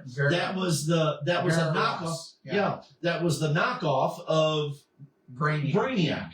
But we were originally supposed to get an actual Brainiac in Superman 3. Right, and it's amazing to me, that when the Eagles got into the way and they kicked out Donner and they put in Lester and then the Hollywood network, Richard Pryor is this big fan of Superman, so we got to put him in a movie. Right. No, you don't. No. You don't. If you do, I don't mind putting him into a movie, but don't make him the main villain. Yeah. Don't make the movie about him and Superman. Superman can be lighthearted at times. It can be inspirational at times. It doesn't need to be a flat out comedy. But even look at Superman 3. Okay, honestly, Corn Sweat Superman reminded me a lot. Corn Sweat Superman would have almost fit perfectly in Richard Donner's movie, or not the Richard Donner, but in Superman 3. Right. Because, again, the aesthetic of everything going on, I think he would have fit perfectly in with Richard Pryor's character. He would have fit perfectly in that aesthetic. I mean, don't get me wrong about Superman 3. I like Superman, and it was entertaining, but it wasn't on the level of the first two movies. No, it wasn't. Even the second movie wasn't really on the level of the first movie. Because Richard Lester took over, and he was known for more comedic stuff, and he let that bleed into. And I think it started taking Superman into a bad direction. Yes, that's why the third movie went the way it did. Kind of went the way it did, and 4 was just such a bad stinker. I own it, but I never watch it. It was a because guilt. it's such a toilet. To me, it was a guilty pleasure. It was. Well, yeah. I mean, it's like what Batman and Robin was to the Tim Burton / Schumacher world. I own the movie, but it's not. It's not one you put in every Friday night. It's not one you put in every Friday night, but I have it so that I've got the full set. Right. You know what I'm saying? And it's just that's the problem with DC is you got too many big wigs saying, "Hey, let's make Superman's father a bagel or a frog or something." No. How about you have him Superman fighting a giant spider? How about no? Yeah. How about let's stick with? We've got a plethora of stories You've got to draw on for Superman. Let's show the people. Let's show them Brainiac. Let's show them Parasite. Let's show them Toyman. Yeah. Let's show Now, them see, that would have been an awesome. Now, that right there is look at the. I mean, Toyman could almost be you could almost do with Superman. You could almost do a Lex Luthor style Superman movie. Mm-hmm. Okay, Superman being the main character, Lex Luthor being in there, and Toyman being the almost like the secret weapon main villain of the whole movie. Or and I hate to say that because and not to throw that off, but it's one of those things. Superman thinks that all this stuff is going through Luthor. And it turns out, oh, wait a minute. We've already had this in the Adventures of Superman once before. Because, Superman thinks it's all Lex because when they're examining whatever this diabolical thing that's going out there, it's got LexCorp written all over it. Right. But lo and behold, it's this guy over here that Luthor got pissed off at and gave him the axe. But lo and behold, he's over here now. He's a mild-mannered...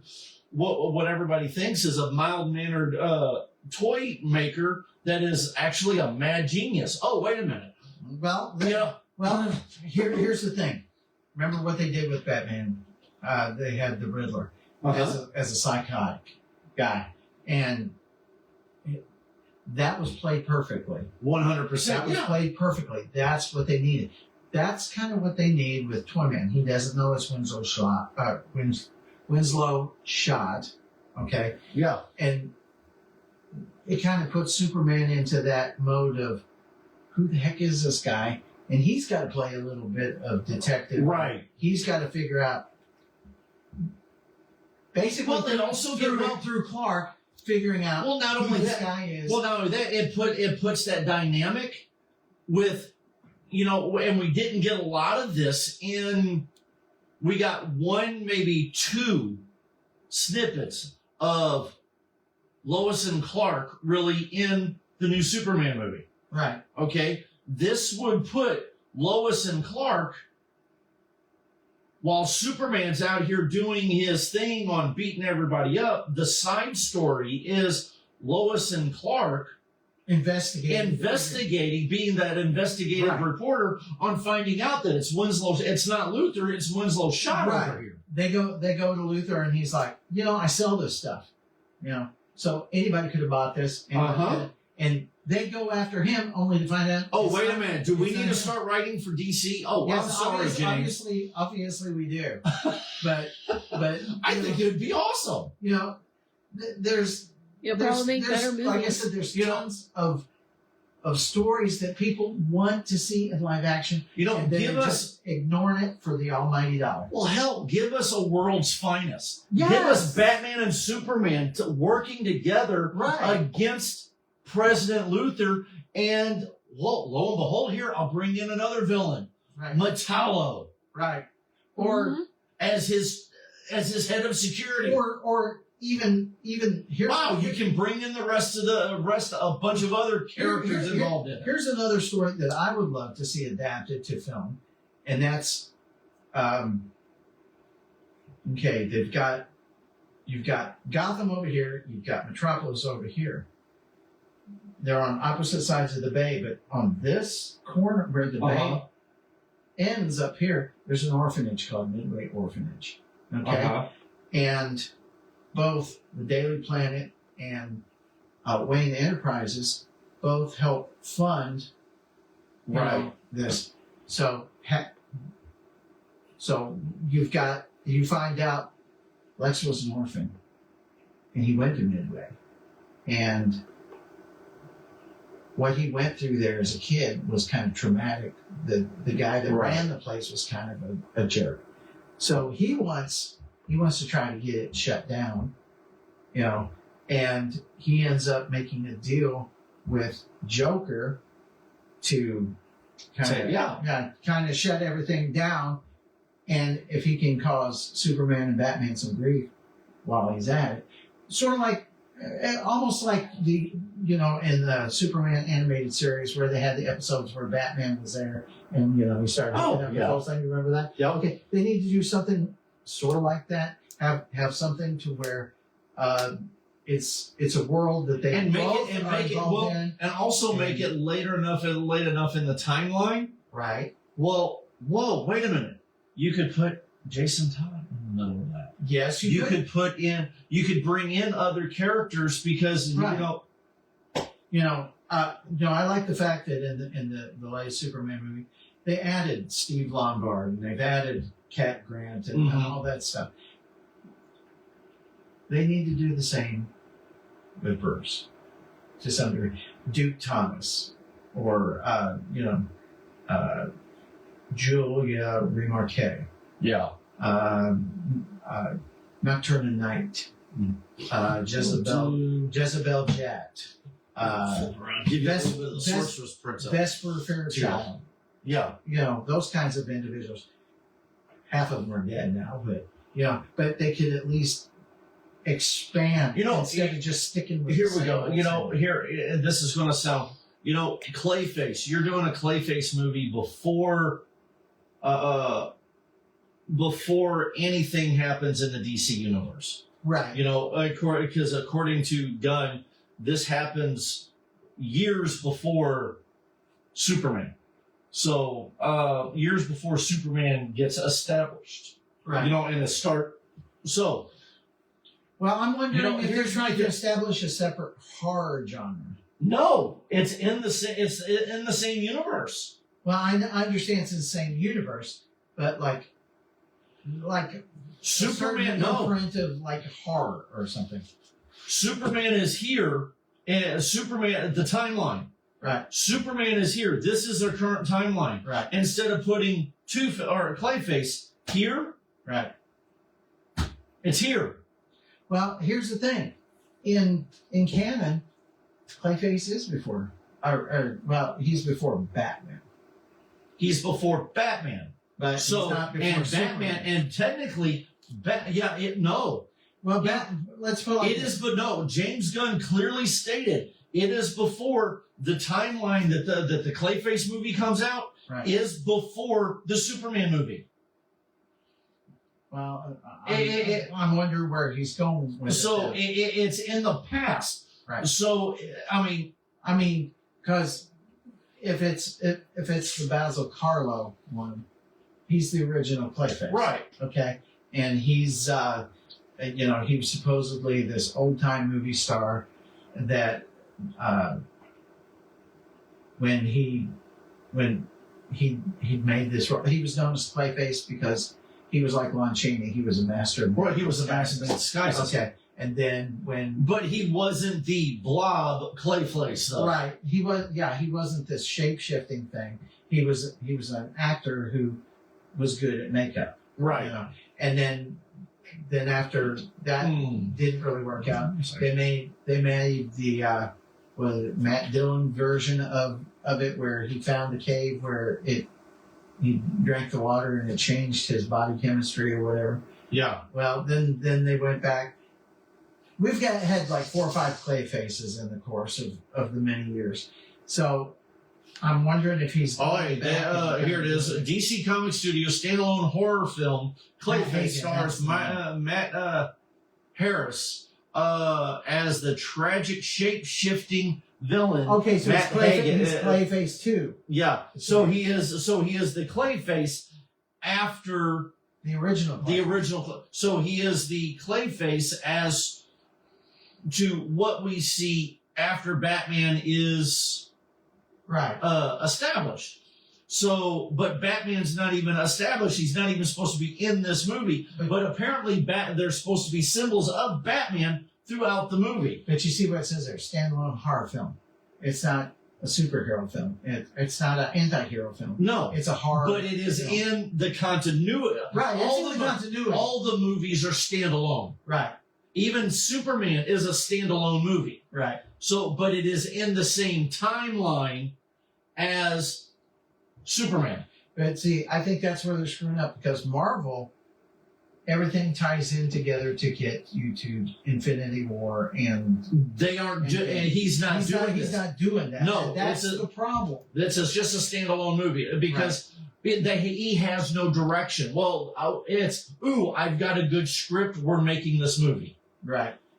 You know, and while he's kind of, but lo and behold, feeding the trough, so to speak, he's not creating a cohesive narrative. Right. He's just. But lo and behold, you get I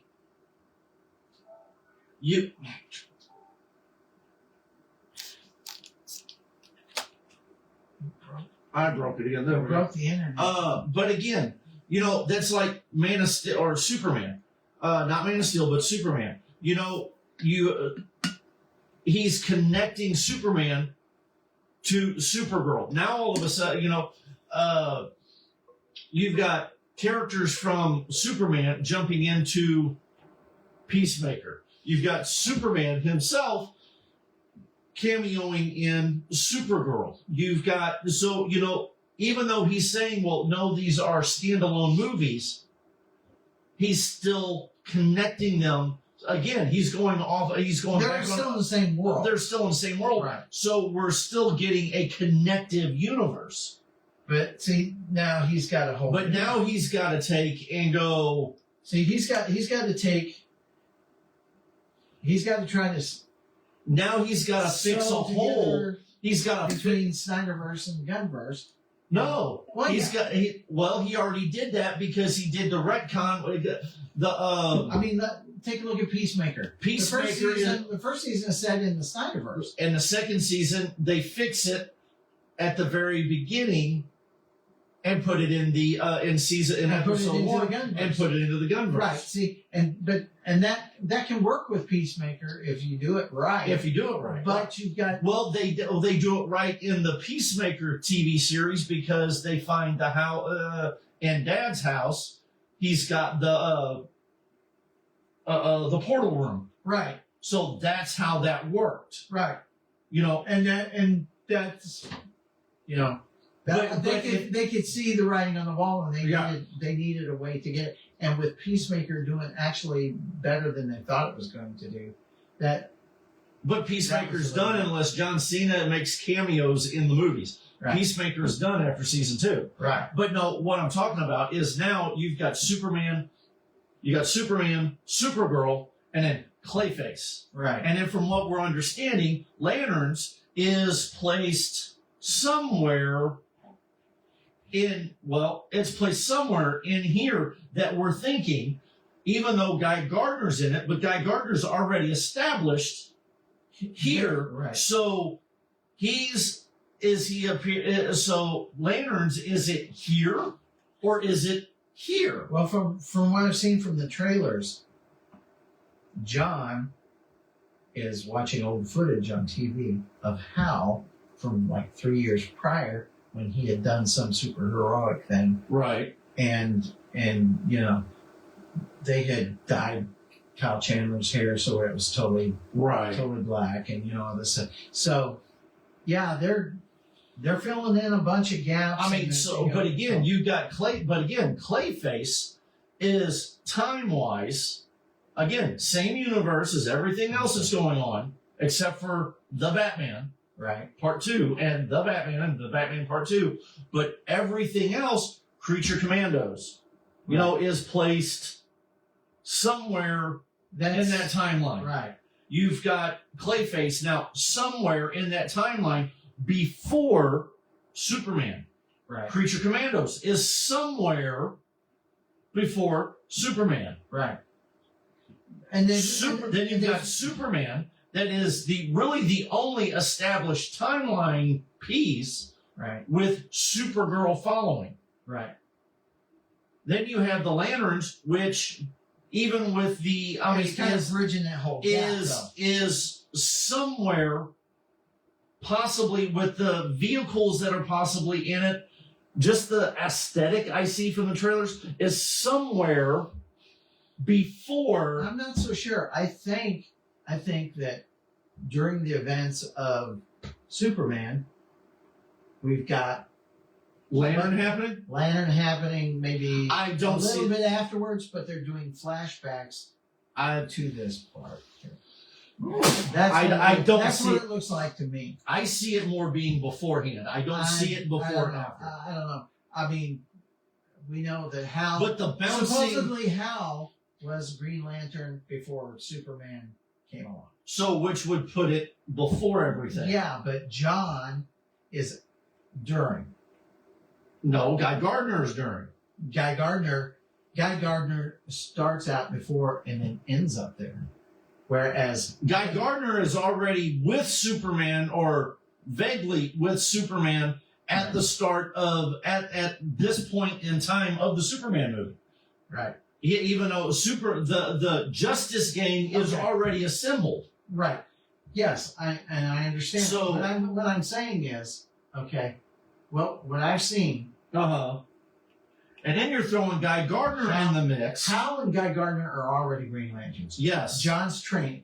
Okay. I think it's all before the Superman movie. I don't think it's after. I'm not entirely convinced. I think that Guy Gardner is an established Green Lantern.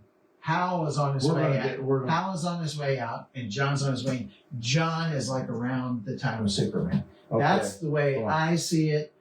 I might be wrong, but that's the way I see it. And so, and that isn't even touching on Kyle Rayner or Jessica Cruz or Simon Boaz or Donna Parker or any of those guys. So. And yes, I do know a lot of Green Lanterns. So.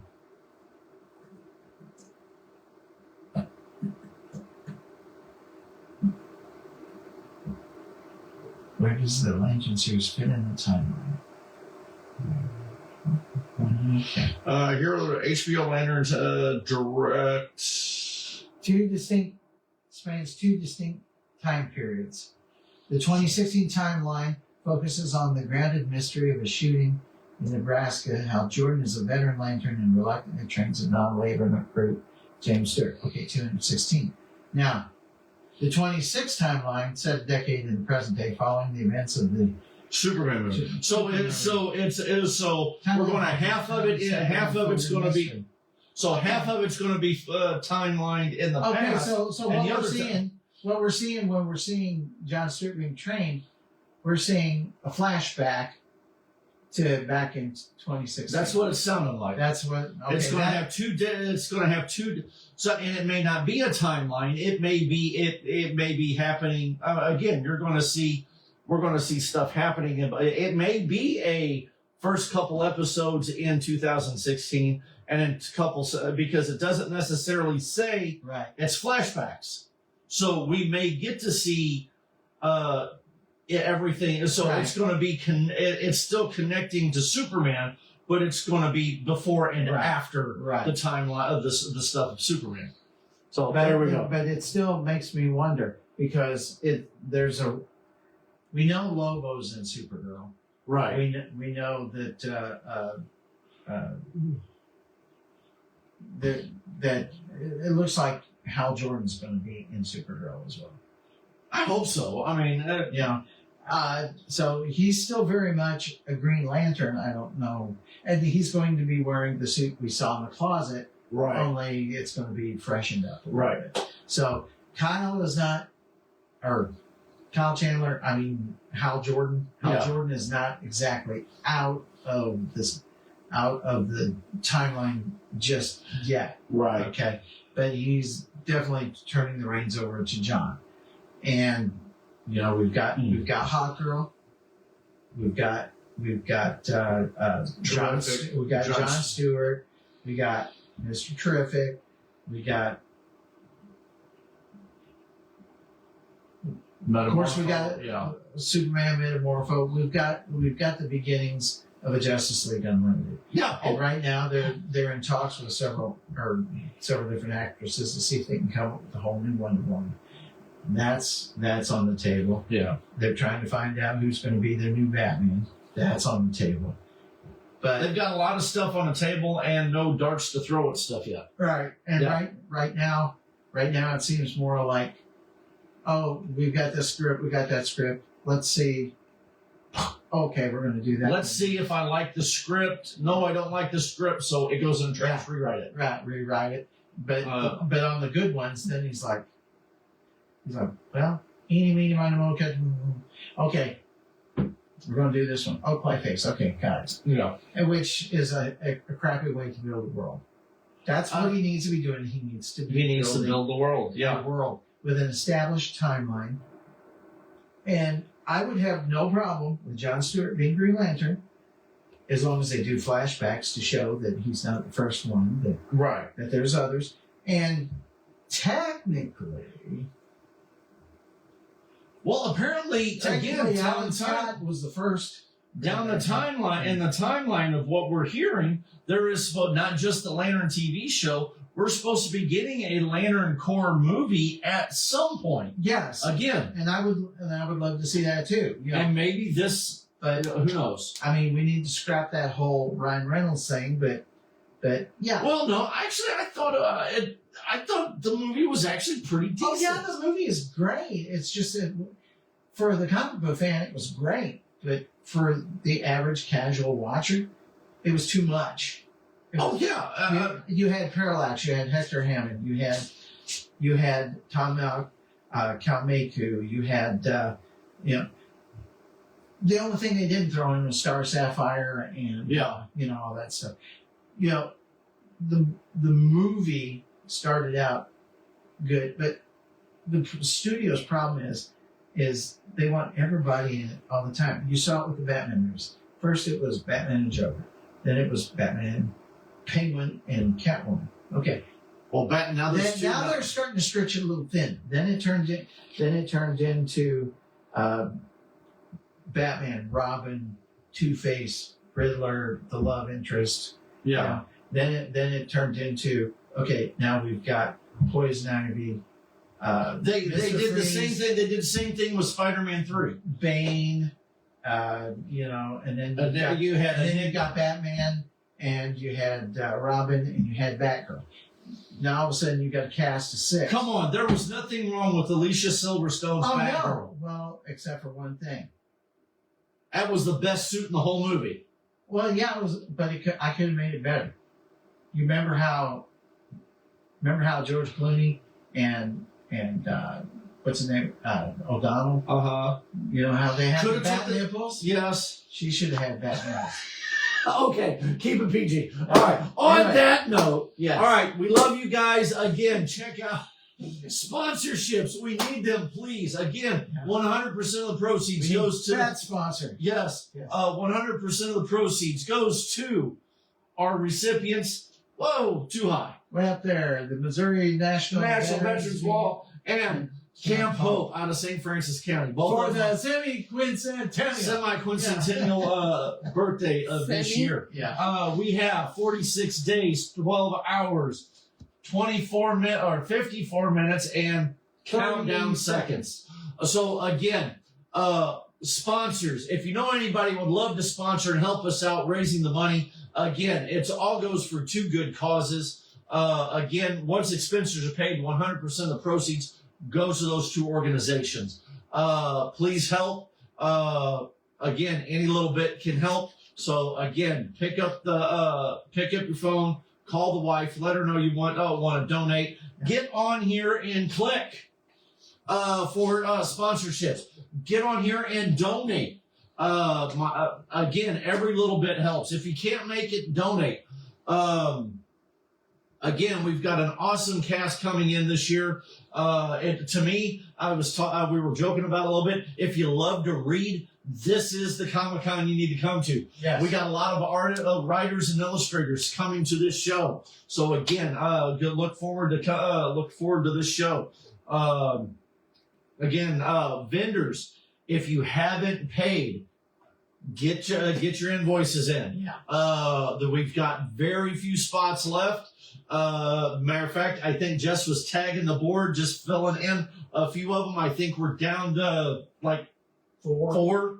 Yeah. So if you've got a spot, if you want a spot, get your name in. Get it in. If you would like to make a charitable donation, let Jess know. Again, because once those 4 spots are filled, then you end up on a waiting list, and then you won't be able to get in unless somebody else cancels. Yep. So try to, if you seriously want to get in as a part of this, and we hope you do. Yeah, definitely. I mean, it's a fun time. Yeah. And again, in your little packet, once you get your booth, you already get your table back, because again, it is a charitable donation to the Heroes for Kids Comic-Con, and you will get a tax receipt from that when you walk in the door. So again, you're already making your table back when you walk in that door. Right.